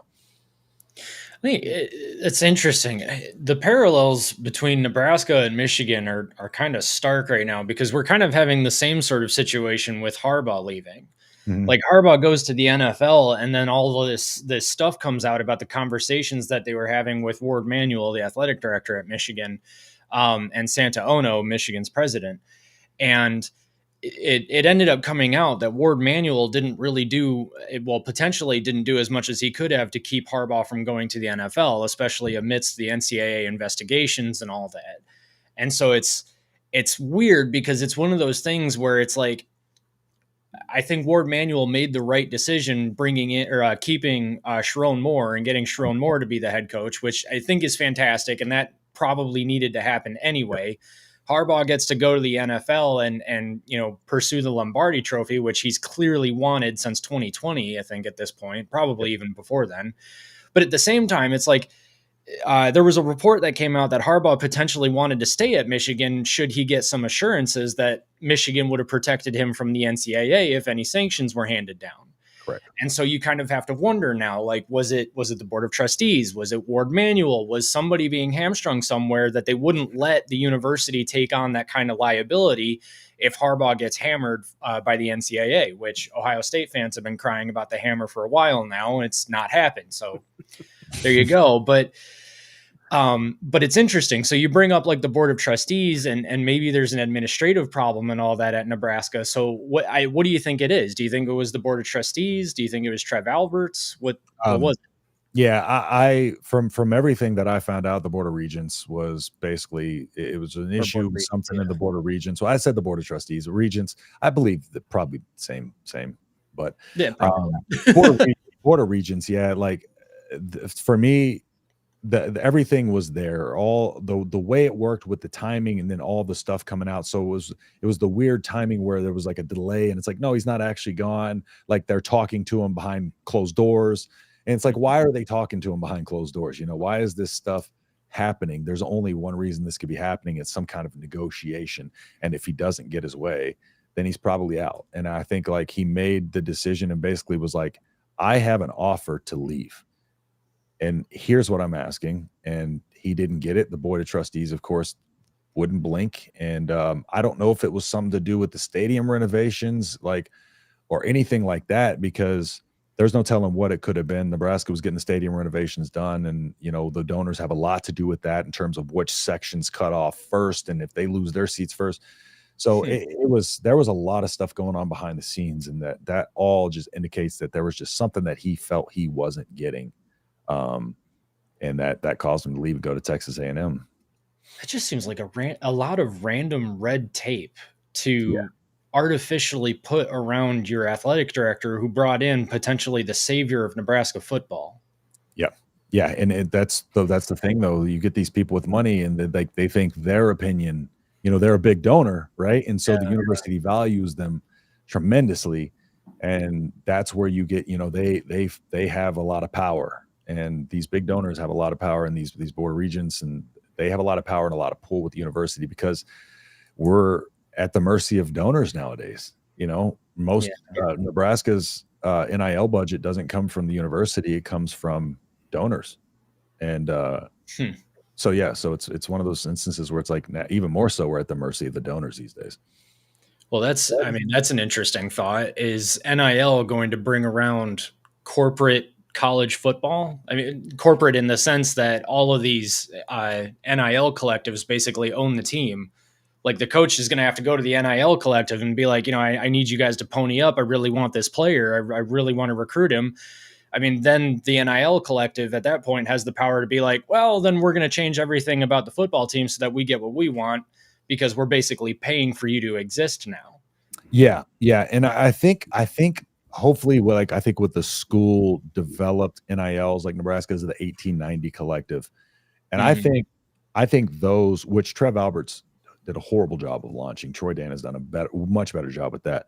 But I think those are the ones that would be okay. I think it's like these big donors that donate direct to the university, and we had the donors donate a private jet to Matt Rule to fly around in. So it's like nice. Ones that are just throwing that kind of money around, or whatever it was, a Nebraska branded jet for him to fly around to recruiting and stuff like that. So yeah, it's those people that I think are just have so much money financially tied into it and so much power already, because typically those big donors are people with a lot of pull within the athletic department, because they've been around a lot longer in terms of with the university. I know Trev played a long time ago, but in terms of being intertwined in the university with the admin and stuff like that, they probably got better relationships than Trev did with them. So it gets real hairy when it comes down to your donors versus your actual staff and your athletic department. Here's a potentially very ignorant question. What do the donors get out of it? Good question. I'm sure they get incentives galore, and I would imagine, they get some kind. I mean, there's got to be something worked in there where these donors are getting some kind of return out of this, but I don't know. I don't have the kind. I'm not at that pay grade to even ask those questions. I don't ever being at that point. Well, There you go. I mean, I'm certainly not at that pay grade either, but I'm just kind of thinking like, okay, if I'm a donor and I've got, I don't know, $10 million laying around, and, Matt Rule or Sharon Moore comes to me and says, hey, we got this kid, he wants $10 million, we'll give you some great incentives. What incentive could Michigan possibly offer me other than a free box for life with access to all of the players and coaches for the rest of my life, just to be able to talk to them and have a beer or something like that? I mean, even then, I don't think it's worth $10 million. I'd rather put it into a high yield savings account and retire a very happy man. But I don't understand what these donors are getting in return for the millions of dollars they're putting into these schools. Mac actually, what he pulled up right there, I was actually wondering that too with the tax credit. I wonder if it's one of those things where it's just like, they do get like, because I feel like at a certain point, these guys who have this money are businessmen of sorts. So I doubt they're just throwing it away. And especially at a school that has been down as much as Nebraska, I feel like a lot of them have been pulling back their checkbooks a little bit, and just with how things have been going, they'll be like, all right, guys, we're done donating until y'all figure this out. Yeah. Well, yeah. I mean, so actually, to your point, I pulled up Scott Frost's buyout. It was $15 million when he got fired on September 11th. If they had waited literally 3 more weeks until October the 1st, it would have been $7.5 million. Yeah. So they'll pony up if it means that they can exert some sort of control, which, and I probably would have tried to exert the control too, had I been a donor to Nebraska, with Nebraska doing as poorly as they were. Yes. But man, I mean, they could have saved $7.5 million. Yeah. Well, there's in that case too, you got to consider if they waited 2 weeks, are they going to lose out on Matt Rule? Are they going to lose out on recruits? You got to weigh the risks. What's the benefit risk to waiting those 2 weeks and that $7.5 million? If they can pay the $15 million now, and that turns into more ticket sales for the next season, then they'll make it up. I think because the game that I will tell you, the game that we lost, then lead up to his firing, was Georgia Southern, and they put up over 600 yards against us in Lincoln. That was the game. Oh yeah. So after that game, remember that one? That game happened, right? Because we missed that field goal at the end to tie it, or it was either tie or win. And I was going to the Oklahoma game that next week, and this is the first time it's ever happened to me. I was going to be flying to Lincoln for the Oklahoma game the next weekend. I didn't want to go. I was like, I don't want to go watch this. And then he got fired, and I was like, all right, cool, let's go. Like, at least it'll be something different. Like, because I was like, it's something different. Like, okay, we get some competent coaches in there. Maybe they can change some things up. Do something. And dude, like the team actually tackled better the next week out there. But it was like that was the game I gave up on Scott Frost, because I was trying to be. As long as he's with the university, I'm going to try to will him. I try not to trash players, like especially. But like when they're with the university, I will criticize them, but I try not to be like, get this idiot out of here, because then if they start winning, and then they're going to be like, well, you said get this idiot out of here a couple of weeks ago, so I'm not going to say like brash stuff like that, but my patience was wearing thin, and that was the game for me that broke it. And I was just like, get him out of here. I can't do this anymore. It was just same old same.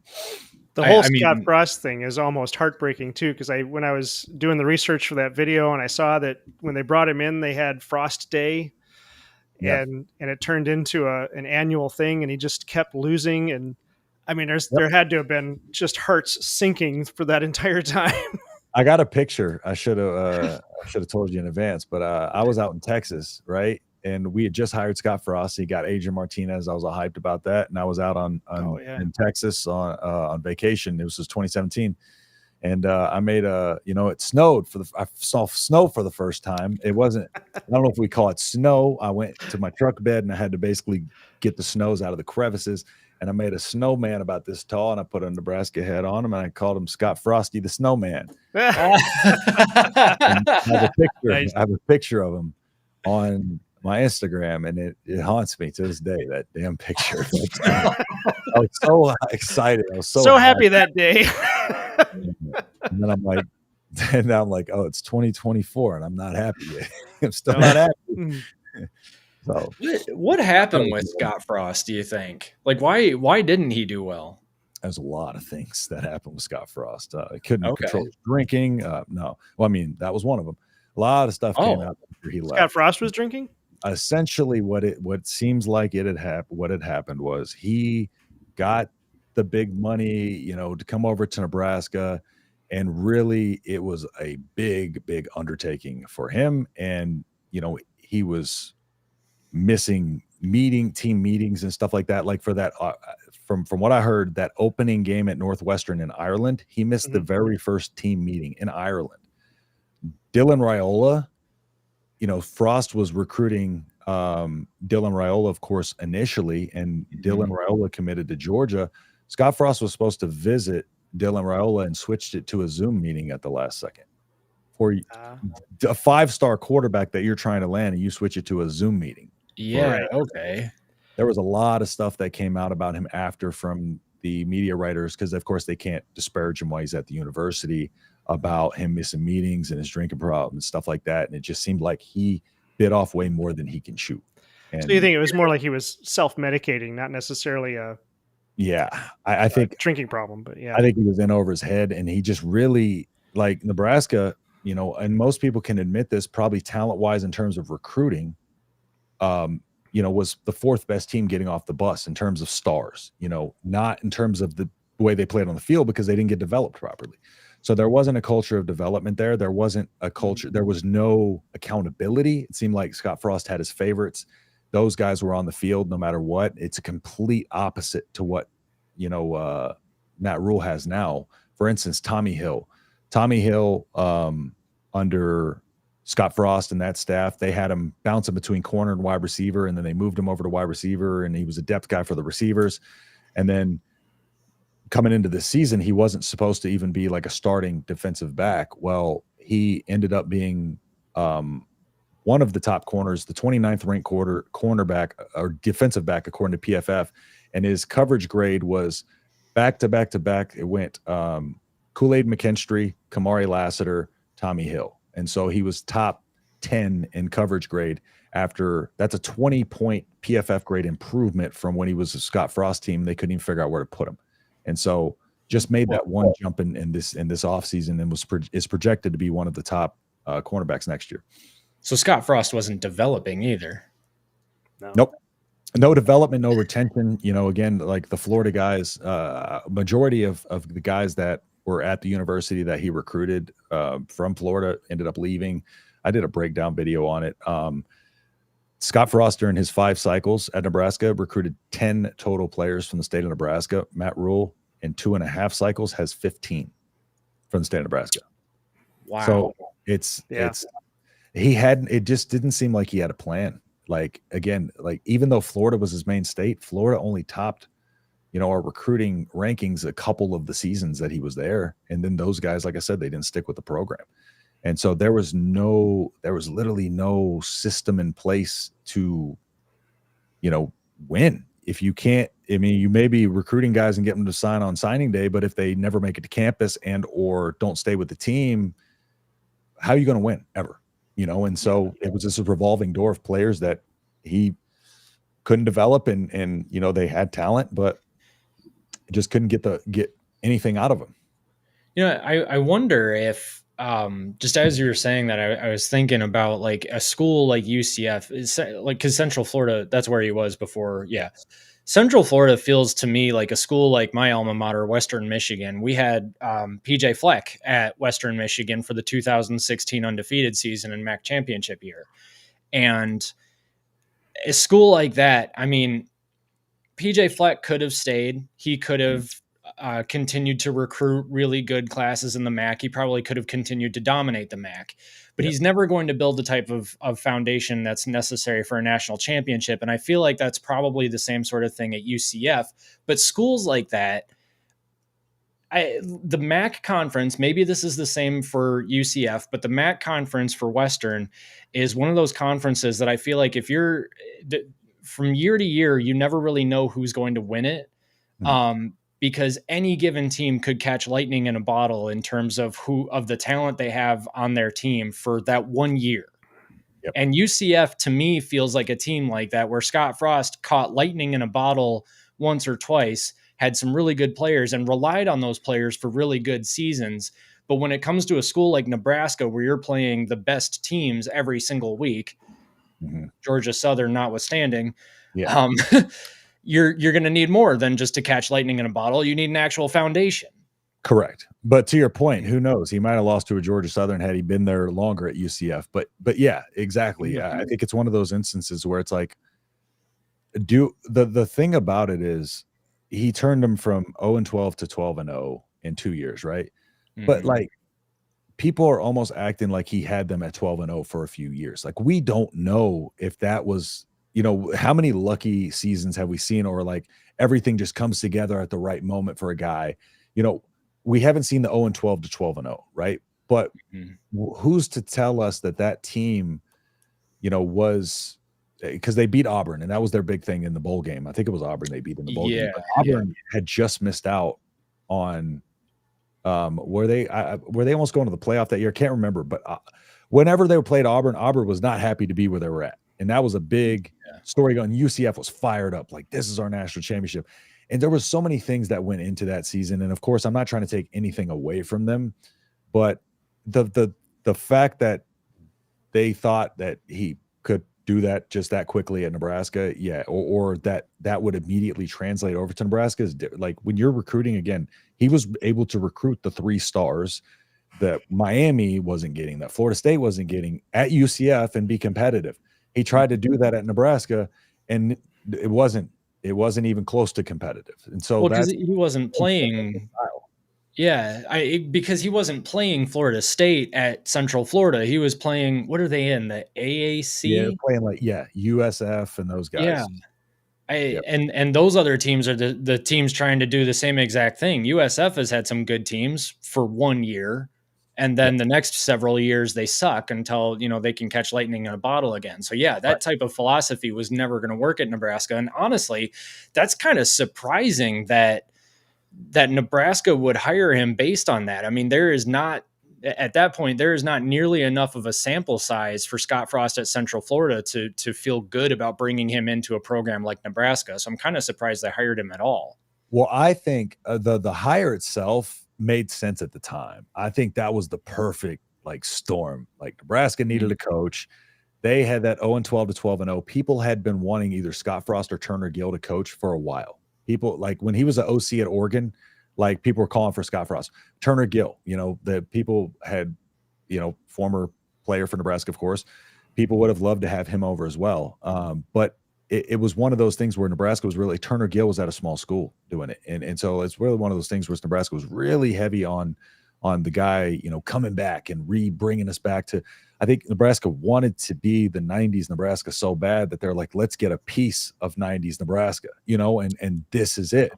So when he came on, there was this whole, like, it just seemed like everything was moving the right way, because when he was hired, he came into the suit and they had all the former players from the 90s teams like meeting, clapping, and like, it was this whole big thing that we hadn't seen before at Nebraska. And, the pomp and circumstance was all fun and it was great. And again, I was ecstatic for the hire. But I just think once the going got tough and he got in the war room and started really sitting down and going over what he needs to fix, I don't think he had it in him to completely turn a program's culture around, because he had been in a culture previously in Nebraska that was built, right? And UCF, he didn't really have to go turn around a culture there. He was there for 2 years. So Scott Frost doesn't know program building. He doesn't know how to turn, a culture around. It's just, he went to UCF and was able to make that team really good with his style of play, with his offensive style, and he was able to bring the most out of those players and be able to bring some excitement to them coming over from Oregon. He had a name coming over and stuff like that. And so it's just one of those things. It's just like, it was, now looking back at it, I understand why it didn't work in Nebraska, but I see why we were all blinded and thought that it would, because it's like, this was the momentum Nebraska needed. Recruits, look, Scott Frost is home, come on. And it didn't work out that way. Yeah. Huh. Okay. And I'm almost happy that I was less excited about the Matt Rule hire when we got him. I wasn't upset about it. I wanted Luke Fickell though. But Matt Rule has completely turned me around in terms, my opinion around on that. And so that's an almost a good thing, because like in Scott Frost, I was giving him all the credit in the world before he earned it. And then with Matt Rule, there was a little bit more of an earn it process for me. It's interesting. It's kind of like Mac, you're making the connection between Michigan and Nebraska and the similarities in there, and it's almost like Brady Hoke. You could stack Scott Frost against Brady Hoke, except Brady Hoke didn't last as long. He comes in, and we think he's going to be the savior of Michigan after the Rich Rod debacle. But as we've talked about before, Rich Rod at least had an upward trajectory. Yes, Brady Hoke comes in and just tanks. Yep. And he was the Michigan man. He was the guy who was Mr. Football, Mr. Michigan. Yep. And just couldn't get it done. That's why it's never a perfect science with going back to your alma mater. Like I talked about Tony White earlier. I think Tony White put some thought into that, because he could have went and been the head coach at his alma mater, and he's a defensive coordinator at Nebraska. But he stuck at Nebraska. He just felt like there would be more opportunities down the road, and so it's one of those things. It's like less and less too. Like these guys are realizing, like, okay, maybe just because it's my alma mater, maybe that's not the best spot for me in career. Maybe I can work my way there. And so it's one of those things, like even with, you look at Penn State with Matt Rule, it's like, are you sure you want, some guy just because you graduated from there? Because right, not always the best. Yeah, it might not work out, actually. Well, here, Justin, I'll give you a chance to talk some trash to a Texas fan. Oh, hey, you know what's funny? Hockham he's got there. Okay, he can't even get it. He can't get his own. Oh, do you want to tell the story about when I was in Texas for that game? Yeah. Tell us one about the games, the programs you were selling. Well, story. So my sister went to UT. So my family's divided. Half Texas Longhorns fans, half Nebraska fans. Because I got 6 uncles and an aunt from Nebraska. Most of my family still lives there, and then the rest of my family lives in Texas, some in Arizona, and some.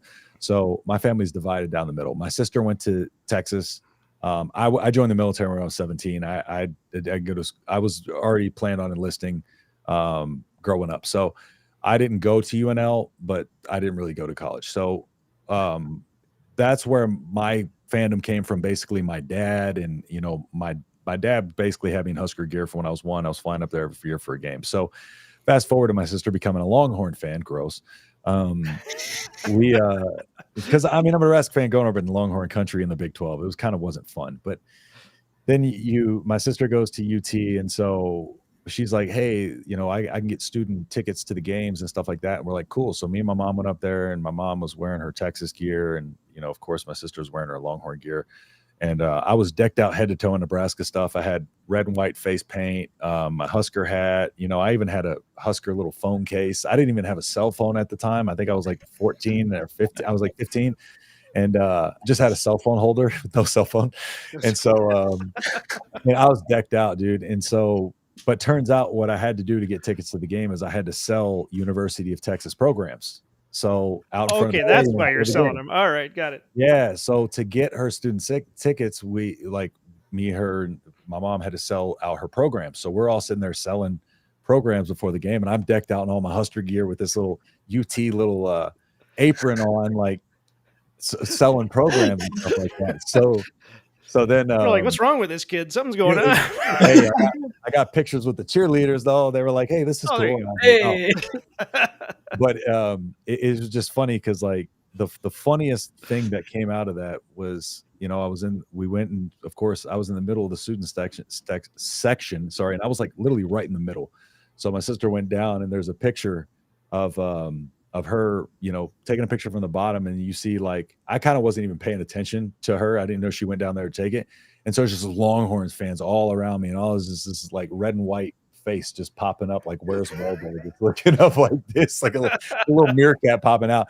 So it's just burnt orange everywhere, and then just me, orange and white face in the middle of burnt orange. And then it was the one reason why like I was like I hate Longhorn fans is because like I was 15 years old, man. People were cussing me out. I was walking down the street with 2 Longhorn fans. Like I'm like 15, bro. Like I was angry. Calm down, everybody, calm down. Yeah, I would talk trash back, but like I'm 15, bro. Like, and I walked Right. into this store and they were like, "Get the taser," and I'm like, "Whatever, dude. We're gonna beat jeez. that." I think we ended up losing though. Story Oh, about wow. that. But that was a moment I'll never forget. Selling UT programs and all my Husker gear. And, Oh, yeah. Yeah, that picture. I'll send it. I'll send it over to you, Cliff. You can y'all can check that out. Yeah, that'd be awesome. Great time, That's man. really funny. That's awesome. But Mac I had a similar. Well, go ahead. No. I was going to say Texas Longhorn fans, like I've after we got out of the Big 12, I've become a little more partial to them just because half my family's Longhorns fans, and Texas A&M does some weird shit sometimes. So I was just kind of like, I kind of was like, Texas A&M is really annoying me right now, but Yeah. Texas Longhorn, they're all right by me. They're all right by me. Like my favorite cousin that I always talk ball with, he is the most diehard Texas Longhorn fan you ever meet. My co-host on the Big Ten show, he covers Texas Longhorns too. So they're all right. There you go. But 15-year-old me don't like you. Oh yeah. I hear that. We're gonna have the both of you on at some point. That would be really cool because Michigan and Texas play in the regular season this season, so that would be really cool. Oh yeah. But I listen. Any games I'm down to talk about. Yep. Sweet. Awesome. Well, okay. Getting back to Matt Rule, a couple of my questions were so. Did the season, this past season, the 23 season, did it go the way you expected with Matt Rule? Was it better? Was it worse? This past season? Yeah. So this was one of those weird seasons where I had no idea what to expect. Usually going into a season, I'm like, okay, like I think, we'll be around this win total. This year was the one where I was like, I have no idea. And, I knew we had a good stable of running backs. I knew our wide receiver room was left a lot to be desired. Our offensive line needed a lot of improvement. I knew there was a lot of holes. And I will say, like, Jeff Sims, Matt Rule made a lot of decisions coming over and coming on to Nebraska. And the one that he needed to get right was the quarterback. And that was the worst decision he made. That was the one he got dead wrong. Jeff Sims does not deserve to hold a football, let alone throw one at the University of Nebraska. That was the worst quarterback performance I've ever seen in my life. There was one point in the season where Jeff Sims came into the game because he got healthy again for like 2 snaps and fumbled, and they picked it up and ran it. And it's like, you can't make this up. I literally was like, when he came to the game, we're like, please don't fumble, just like jokingly. And then he fumbles. And it's like, how is this dude a collegiate quarterback? First off, so we go to get him from Georgia Tech, and they want to improve his completion percentage from 55 to 65%. Okay. Well, one of the things that hurt that, Jake Peets, who Nebraska had intended to bring on as their quarterback coach, didn't end up coming. And so Marcus Satterfield then had to become the offensive coordinator, quarterback coach, and the tight end coach all at once. Jake Peets was supposed to be the QB coach, and then Satterfield was going to be the OC and tight end coach. Well, now Glenn Thomas is from the Steelers is the quarterback coach, and he worked with Satterfield and Matt Rule at Baylor and Temple too. But so when it came to that, like the quarterback room was the one thing that I expected to be better that wasn't. Now, the way I view the season, whether it's a success or not, is like, how many issues did we have going into the season? And then how many issues do we have going into next season? Okay. And compare that to Scott Frost season over season. What were the issues under him? And if we're looking at the laundry list of what we had that year, we had defensive issues, offensive line issues. Like, we were bad in most places. Like, wide receiver was okay with experience, but it's like, we really didn't have a strength at any level. And then fast forward, because we couldn't score in the fourth quarter. We couldn't win 1-score games. We couldn't stop teams. Again, Georgia Southern put up 600 yards. But if you look at the big issue last season, because people look at the season before and look at last season and be like, okay, well, it was a win increase of 2. But look at how bad the team was in 2023 versus the team was in 2024. And the things that hindered the 2024 team were the 2 issues that remain is the 1-score games and turnovers. Those were the big issues last year, and injuries, of course. There was one point where 8 of our 11 offensive starters were out. So, but the big one, turnovers, and then, winning 1-score games. And those are the 2 humps we couldn't get over. Everything else improved, right? Except the quarterback position, of course, but that was because he made the wrong decision. That is naturally going to improve with a better quarterback in the room. Dylan Raiola, albeit a true freshman. But yeah, that one's going to naturally get better. But the defense is top 25. You look at the defensive line, it's going to be one of the better pass rushing duos in Ty Robinson and Nash Hutmacher in college football. And you look at the wide receivers, brought in Jamal Banks, Isaiah Nair, who was at Texas for a little bit, was, did his big work at Wyoming. And you got, your running back stable. Emmett Johnson has become, he's going to be a redshirt sophomore this year. He's going to be an absolute stud this year. Like a guy that we didn't even know was buried on the depth chart ended up being what will probably be our number 1 all-purpose back next year. And so, again, the one thing that we had left, turnovers and 1-score games, everything else improved. The offensive line, every single detail improved. And to me, that is what success is measured by, is not, wins and losses. Eventually, when you're up at the top, wins and losses matter more. But we're right here in a point where bowl games don't even mean what they used to. You know what I'm saying? Right. And so for me, I wasn't measuring it on necessarily numbers. I was measuring it on how many of these 15 things can we improve in this season. Okay. Now, if our record's similar, okay, well, how many of those issues were fixed into this season? Okay. And how many of those remained?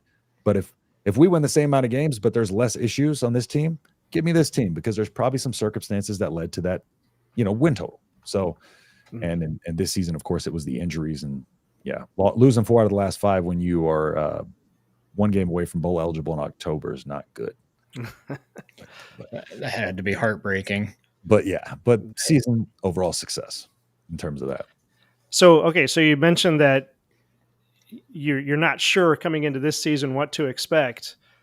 Looking at the broad picture, the long game here. 2024 season? Yeah. Well, 2024, I was looking, I got us around 7-8 wins. Okay. The first 6 games, right? Nebraska's going to be favored in all their first 6 games. Week 1 against UTEP, right? UTEP went under a coaching change. Their coach is awesome, by the way. I heard him talk. Seems like a really cool guy. One of those, true Southern coaches. They all talk the same. It's funny.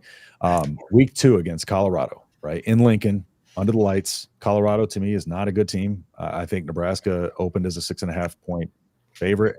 I think Nebraska is going to win that game. I have so much confidence in that game. Last year, I didn't have a ton of confidence in that game. This year, I'm very, very confident in that game. I will be a huge Nebraska fan that week. I'm not going to lie. The country will, to be honest. Yeah. Nice for once for people to be rooting for us. Yeah. And then we got Northern Iowa, Illinois, Purdue, and Rutgers. Okay, so Rutgers is the toughest game of that bunch, in my opinion, because Rutgers plays a very New Jersey physical brand of football. Right. And where they lack in talent, they make up for it in physicality. So they're a tough team. Ethan Kaliakmanis is 2-0 against Nebraska. Not a good quarterback, but again, you have to that matters. And so Nebraska should be favored in all of those first 7 games, and probably will. And then you have a bye week, and then you have Indiana, and then it gets tough. Then you go on the road to Ohio State, right? And then we got I believe we have Ohio State, and then USC, UCLA, and then Wisconsin and Iowa. And so that November stretch is what's really, really going to hurt. And that's going to be the tough one. And you got teams like USC. We don't know what to expect from their defense, don't really know what to expect stylistically with the Pac-12 teams and the Big Ten teams. So, I think we beat I had USC as kind of a swing game, but I have us winning the first 5, losing to Rutgers, beating Indiana, losing to Ohio State, beating UCLA, USC's a toss up, and then I think we split the games with Wisconsin and Iowa. I think we win one of those and lose one of those. Yeah, I think out of the incoming teams, maybe I'm reaching here, but USC is probably the biggest wild card. Yeah, I want to say I think we know what to expect from Oregon and Washington. Yeah. on a higher level, and then UCLA on a lower level. Yeah, USC is the wild card. I feel like USC is. I feel like Washington's a bit of a wild card just with the turnover that they had too. Turnover, yeah. But I also think that USC's expectations are higher, so I think that's why there's a little bit more of a focus, because I think Washington's expected to kind of drop. Yeah, I think USC's, under Lincoln Riley, they want him to be like, hey, we got to get this going. We have quarterbacks, we have the offense, get this defense figured out. And I think this is going to be a big year of focus onto them to see if they can get that defense at least trending in the right direction. Because of course you're not going to win in the Big Ten unless you have a defense. You play defense, So USC, to your point, USC to me is probably the biggest wild card, just because defense is so important, and now they're going to be facing a lot tougher defenses. And so they're not going to be able to just throw and just try to outscore. You got to be able to stop the ball sometimes. And so it'll be interesting to see, but I do think USC, they're growing on me a little bit in terms of how good they are. And I think they'll be much improved this year. And that's why it's really tough for me to just predict that Nebraska USC game, because I think both teams are such a hard pick, wild card. Right. Well, I mean, in my opinion, I think if Nebraska can hang on to the ball, not turn it over, and then play any sort of defense whatsoever, they've got a shot. Yeah. I mean, because Caleb Williams isn't at USC anymore. I understand the guy starting now. I can't remember his name, but he's pretty good. But but he's not Caleb Williams. I'm sorry. Miller Moss. Yeah. Okay. So, but he's not Caleb Williams. Nope. So I feel like Nebraska could be in that game, provided USC's defense, doesn't end up going lights out, but I can't imagine that would be the case. I wanted to go back to Rutgers real quick, because I think this is interesting, because I actually think Nebraska is going to beat Rutgers. For starters, Nebraska's at home, and Rutgers, I every single season, I don't know what to make of Rutgers, because I feel like they have everything they need to make something of a run. I mean, obviously it's Rutgers in the Big Ten, so it's never going to be phenomenal, but they can make some good teams kind of get a little scared there sometimes. This season, though, Ethan Kaliak-Manis, I understand he's 2-0 against Nebraska. Yeah.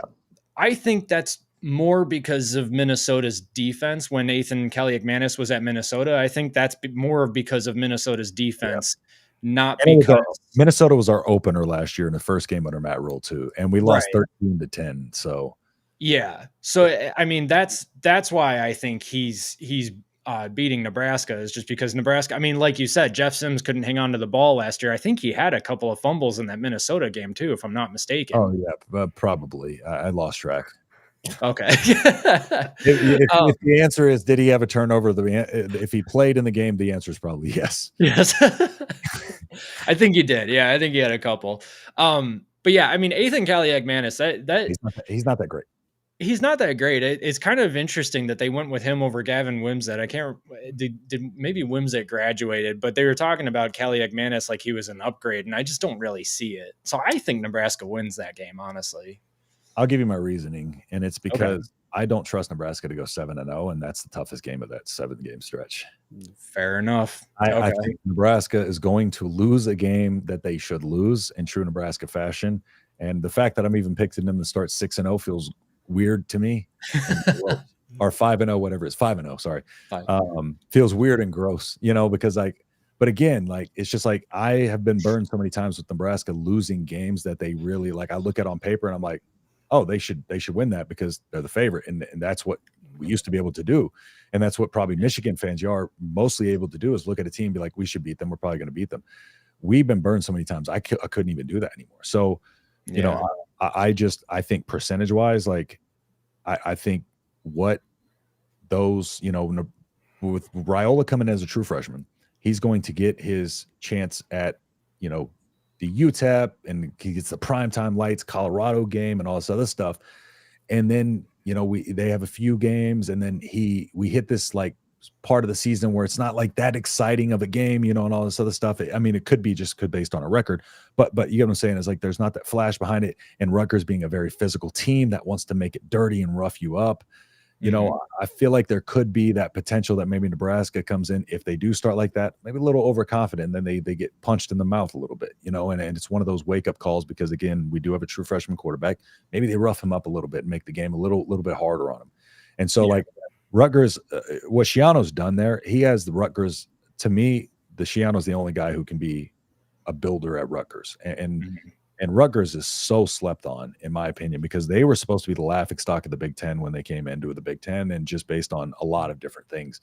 And like I said, they just built a brand of football that fits that Jersey high school brand of football. Watching these high school players, these Jersey high school players on film, they just play that physical brand of football that Rutgers likes to play, and that helps Rutgers. It helped Rutgers stay in the Michigan game last year for the first half, but eventually talent prevailed, right?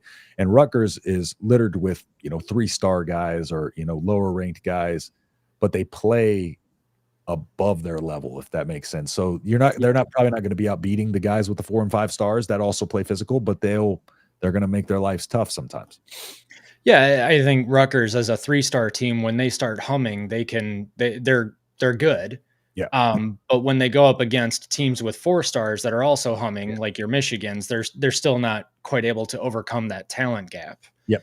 So yeah, I completely understand what you're saying about Rutgers. My thing with Rutgers is I feel like from year to year, they're always like 1 or 2 pieces away from fielding a truly good team. Yeah. And because of that, they lose maybe 1 or 2 games earlier in the season that they could have won. Yeah. I think they had Ohio State on the ropes at one point. Maybe that was Maryland. But anyway, I mean, they lose 1 or 2 games in the first half of the season that they could have won. And so they go into the second half of the season kind of thinking, well, we already lost a couple of games, and so nothing really matters at this point. Let's just try and make a bowl game, and then, we'll call it a good season. Yeah. And so then they start dropping games late. But I mean, if Schiano can get anything resembling consistency and a little bit more depth on their roster, yeah, I feel like they could be good. Yep. Yeah. And with me picking Nebraska, it's not much of me like having any confidence in Nathan Kaliak-Manis or saying, because I do think they're better. But like, it's just like, let me ask you a question. When you look at Nebraska's schedule, would you be comfortable picking Nebraska to go 7-0? Like just ever in general, knowing what you know about Nebraska, would you feel comfortable picking Nebraska to go 7-0? I mean, it's hard not to with that schedule. I know, but I know I really want to, but yeah, I mean, 7 games, that's a lot of games. I mean, it doesn't feel like a lot, but it is a lot. But I mean, if their toughest opponent is Rutgers, and I'm saying this as an extremely privileged Michigan fan. For sure. Rutgers doesn't scare me. I mean, I understand. Right. And Rutgers has given Michigan some good games over the years. I was going to say, they've been kind of a thorn in the side the last 3 years, but that 2021 game had us sweating there for a bit, but at the end of the day, I always know Michigan's gonna beat Rutgers, except for 2020. But that's the difference, right? Because you look at it and you're like, okay, 7-0, and I look at it, I'm like, 7 wins. We haven't won 6 in a season since 2016, and I'm saying we're gonna win 7 in a row. So like I'm like, something has to go wrong in here. So I'm trying to predict what's going to go wrong, and it's like, to me, Rutgers is the best team of that bunch. Well, I know we're at about 10:15 here, so I want to be respectful of your time. I showed up late, so I was not respectful. No. Oh my gosh, please. No, you're totally good. But actually, I forgot you're in Arizona, so it's not nearly as late over there. Yeah, no. I'm it's 8:08 here. 8:08? Man, that's past my bedtime. All right, so I guess I'll just say I'm getting tired, but in any case, I want to say this. I'm really curious about this. Let's just say Nebraska does go 7-0, and it's a convincing 7-0. Okay, I'm not, it's not like they beat Rutgers by 1 score. Let's say they beat Rutgers by 2 scores. They beat everyone else. Illinois is not going to be good this year, I don't think. So they beat them pretty soundly. Colorado, they've got some talent, but they're not good. They beat them soundly. They're 7-0. Can they hang with Ohio State? Nope. Okay. Well. Listen, Nebraska, I don't remember I'm trying to remember what year this was. Might have been 2019, 2020. We essentially, I think we were undefeated, 6-0 maybe, going to play at Columbus. And we lost, I believe, like the first play was a pick six, tipped ball, pick six for Ohio State. And I believe we lost 50 something to 10 or 60 something to 10. Okay. Yeah. So like the one season that we played Ohio State close was in Columbus, 2021, I believe it was, where we had the greatest 3-9 team of all time. Remember we lost 8 of our 9 games by 1 score. And so that we played them close, those couple years, but then I went to the College Game Day when Justin Fields was at Ohio State and they blew us out. I just think Ohio State is not only a program, and I know y'all hate to hear this, I'm sorry, but Ohio State is a program of development, but Michigan is the same, but Ohio, a little bit different though, because Ohio State goes after the 5 stars and stuff like that, of course, but they're also a program of development, right? And so, but Michigan is a little bit more focused on development, but also recruits top 10 classes. I feel like Ohio State's probably usually top 3. Michigan's probably usually top 7, top 8, I would imagine, for the most part. And so they're similar in a little bit, but I think Ohio State puts a little bit more emphasis on the high-rated players. I think Michigan puts a little bit more on development. And so I think this Ohio State team, especially this year, with what they were able to go get in the portal, I just think they are an extremely polished version of what Nebraska wants to be. And so I just think they're so far away from that. Like, I think as asking a true freshman to come in and be, 7-0 and then go play Ohio State and win that game, that's tough, man. That's really tough. And so, I think it's one of those things where we keep it within 2 scores. But yeah, I don't see us upsetting them. I'll be honest, I don't either, but I will say that the points you make about like Ohio State's dominance and all that, I think all those games, if I heard you correctly, I think all those games that you referenced have one common denominator, and that was Urban Meyer. And Urban Meyer is not there anymore. And, we can talk toxic culture under Urban Meyer all we want. Yeah. And we did actually earlier. We did. But Ryan Day is the head coach now, and Michigan fans say Ryan Day is, soft as Charmin, because quite frankly, he can't even find Lou Holtz, and that seems to be a big issue for him. so and Lou Holtz doesn't have a show, so I know. He's right there. But in my opinion, the longer Ryan Day goes, he's got the talented teams and stuff like that, but the culture at Ohio State, just something questionable is happening there. So what if a 7-0 Nebraska team that's really feeling themselves, like Dylan Raiola, turns out to be the second coming of some other really good freshman quarterback, and they're and Matt Rule is building this culture of family and tells his guys, look, they're vulnerable. Like they've got Oregon the week before. Yeah. What if? What if? Yeah. I if that happens and we go in there and we beat Ohio State, I'm going to be insufferable. So I just want everybody to know that. We will too. If that happens, you come back on the show, please, and we will just laugh the entire night. It'll be good. I got you. But like that. So that is the type of thing that the thing about Nebraska is Nebraska is recruited so long still on like their winning culture and stuff like that, right?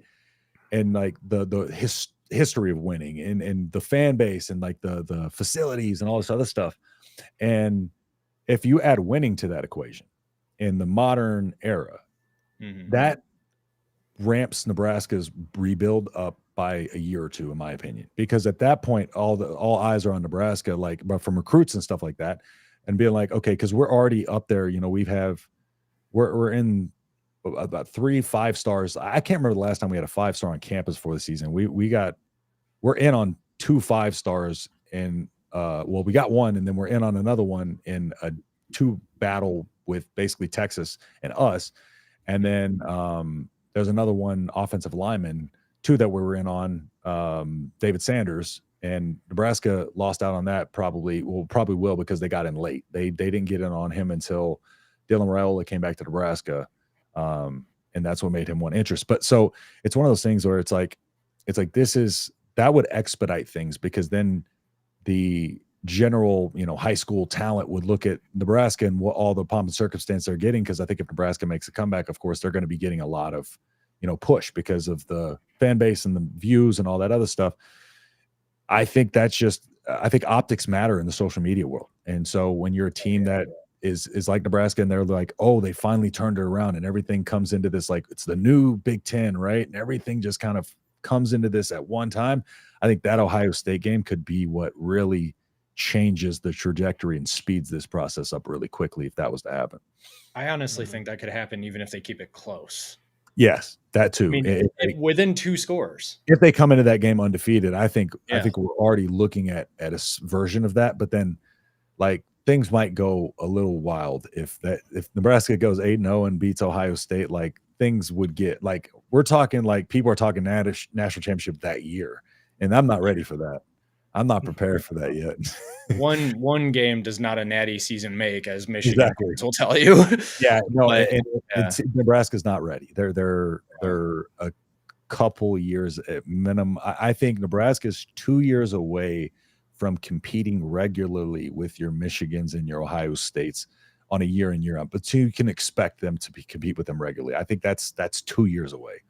Okay. That's going to be so fascinating to watch, especially with Oregon and USC and Washington coming in. And I always forget about UCLA, but them too, I guess. Yeah, they're, I'm just trying to fathom what it looks like with Ohio State going into November with a loss. Yeah. I have not seen that in a long time. That would they play Oregon for sure. They play Oregon before Nebraska, and I don't think they're going to beat Oregon. Yeah. So they could potentially go into November with 2 losses.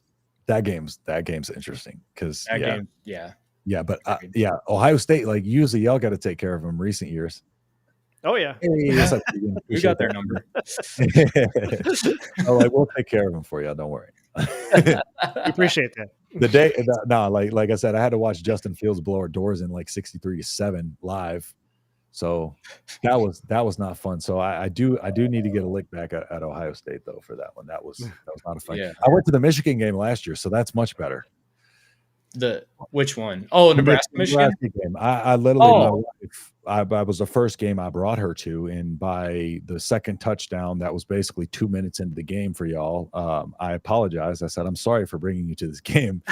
It's about to get really bad because the whole time I was talking to her and I was like, we have to play a perfect game and we still probably won't win.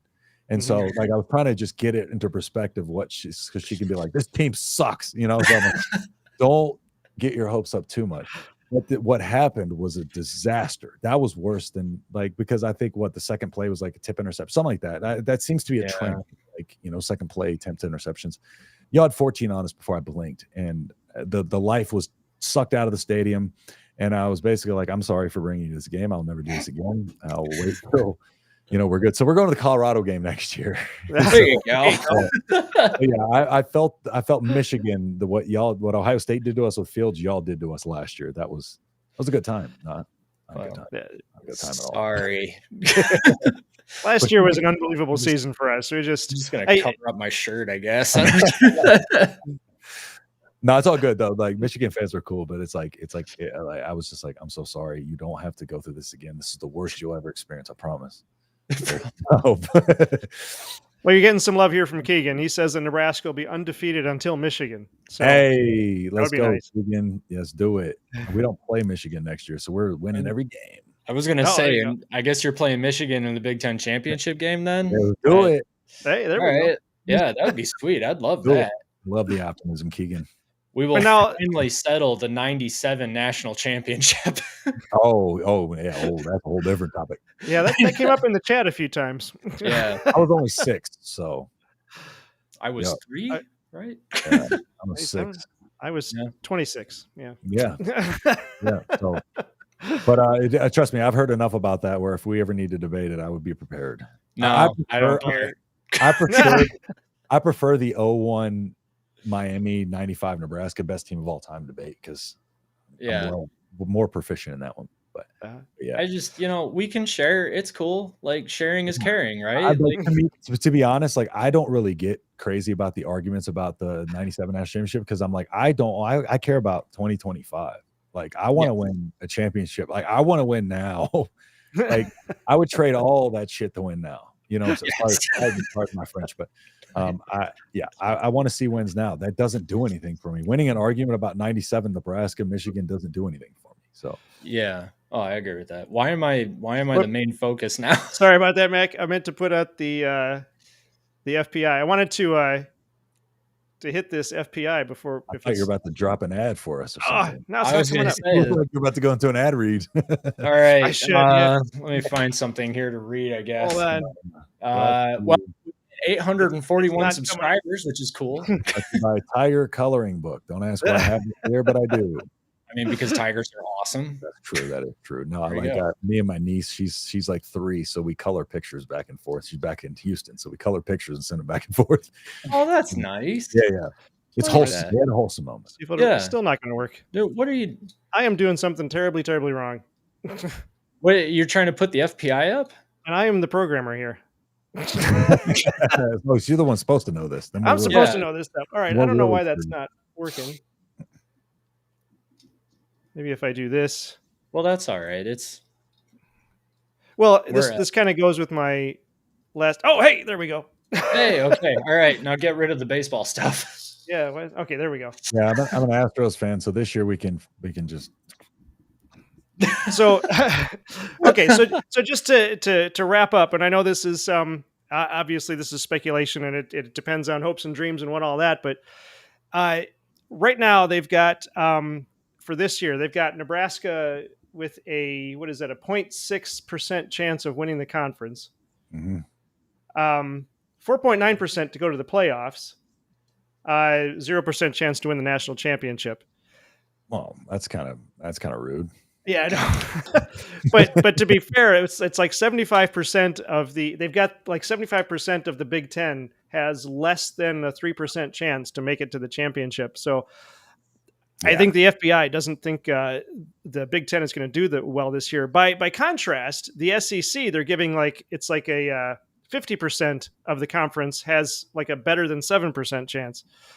What? So yeah, I know they're doing better. But my question here is, go ahead. Sorry. Maybe let's look at it this way. How soon do you think Nebraska will get to the Big Ten championship? And do you think Matt Rule can restore Nebraska, if not to the Osborne days, to something close? And that'll be our last topic. So I think that for Nebraska's competing for the Big Ten, I think that's probably like I said, I think 2 years away before we're competing with the Ohio States, Michigans of the world regularly. But I would say I would probably put that in the 3 to 4 year range before we're coming into a season, I think, being talked about as competitive for a Big Ten title and getting a fair shot at it. So I would give it about 3 or 4 years. And then what was the second question? When do you think Matt Rule will Matt Rule restore it to like the Osborne days or something close? So the thing about Osborne days that we gotta know is the way college football is now. I think it's going to be very hard to, in the transfer portal era and stuff like that, and as close as these teams' facilities are and all that stuff, I think it's going to be really hard for people to be as dominant as teams have been in the past. Because I just think, once you built a team back then, that's your team. You built that team. That's your foundation. They are in your system. And now there's so much movement and stuff like that. But I think what he can get Nebraska to, and I think what is successful is get Nebraska to where they're at about a floor of 8 wins, and probably on average, you can expect 9 to 10 wins. And then on good seasons, we can compete for the Big Ten championship and the playoff, and in the crazy season, we might have a shot at an natty, but I think getting him back in that, regularly 8 to 10 range is what we can probably expect. And hopefully it stays on the higher end of that. But yeah, I think that's about a fair assessment, and just understanding, because one thing one thing we know about college football today is we don't know about college football tomorrow. It's like, right. And so taking that into perspective and just how much of things have changed. And even though like we haven't even played 2024 and so much has changed, we don't know what long-term success looks like or how hard that's going to be to sustain. So I think somewhere in the 8 to 10 range regularly, and just maybe an outside shot at a playoff every now and then. Well, the 12 team playoff, an outside shot at the top 4 seeds, every now and then, that type of deal. Nice. So, well, we're looking forward to it. I know that. So back when Nebraska joined the Big Ten, was that 2014? 2012, I believe. Was it 2012? Okay. We were all like, I know they said that, Nebraska was going to dominate the Big Ten. And I think we were legitimately like, this is not good news that Nebraska is coming to the Big Ten. This is going to be bad for the rest of us. So it's been interesting from that perspective that Nebraska didn't live up to the hype, knowing, and then especially when I learned about the past of Nebraska being such a powerhouse team. So I'm actually, I'm one of those kinds of fans that I like to see those teams get built back up and restored, because when everybody's good, the game is better. It's like the Longhorns, for instance. Like I didn't like the Longhorns, but when the Blue Bloods are good, college football, that's good for college football. It is. Yeah, absolutely. So, well, let's close it there. Let everybody know where they can find you. Yeah. So again, if you are fans of the Big Ten, of course, Big Ten Show on YouTube, you can find us there. Me and my co-host Sonny Verma. So we've had 30 videos posted. We're about 800, or no, we're about 930 subscribers now. So we're we took a little break because Sonny was building up his Illinois Locked On channel. So, but we'll be back to posting content here before too long. Nebraska program overview is coming up. And so Big Ten Show, get over there if you want to check that out. And then Nebraska football at the Voice of College Football. If you want to check out my content there, I do recordings, I do live streams every now and then, or every Tuesday. So if y'all like that, and get over there and check that out. And whichever one you prefer, just drop a comment and let me know. All right, that's awesome. Thank you very much, Justin, for being on the show. Appreciate it. It was nice to learn a lot more about Nebraska than I knew before. So absolutely, do appreciate that. Thank you very much. Really appreciate it. I could talk Husker football all day. So I'm sure. All right. Well, you have a good night out there. We'll talk to you soon. All right. Bye. Peace. All right. Another good conversation. I love that. That was awesome, man. He's also incredibly knowledgeable. We've had some really good guests on here, and that was a lot of fun. Yeah, I really enjoy that. That's really cool. So where are we at on the subscribers now? We hit 841. 841. All right. Thanks everybody out there. Yesterday we had 829 actually, so we gained 12 in the last about 24 hours. 24 hours. Yeah. Yeah. Very cool. Thanks for hanging out with us, everybody. Let us know what you want to talk about or want us to look into, and we will do our best to find that out. If there's any guests you would like us to have on the show, feel free to drop it in the comments, drop it in the chat, and let us know what you'd like us to let us know who you would like us to talk to, and we will see if we can get a hold of those people. Mm-hmm. Also, check out the Michigan football at the Voice of College, the Michigan football channel at the Voice of College Football. You'll be able to see more of our videos there on the Point a Minute show. You've also got John D'Adamo does his show on Tuesday nights, tomorrow night. And then TJ has his call-in show on Thursday nights. Ferris Khan has the Smash the Numbers show. All good stuff, all worth watching. And of course, check out Justin Adams' show over there on the Husker football, the Voice of College Football, the Big Ten show. Give him a like and subscribe. And let him know you were glad to see him on our show. I think that's about it. Don't forget to like and subscribe to our show. We're looking to get to 1,000 subscribers. If you like the show, it's free, it's fun, it's a good deal. And I think that's about it. Mac, you got anything to add?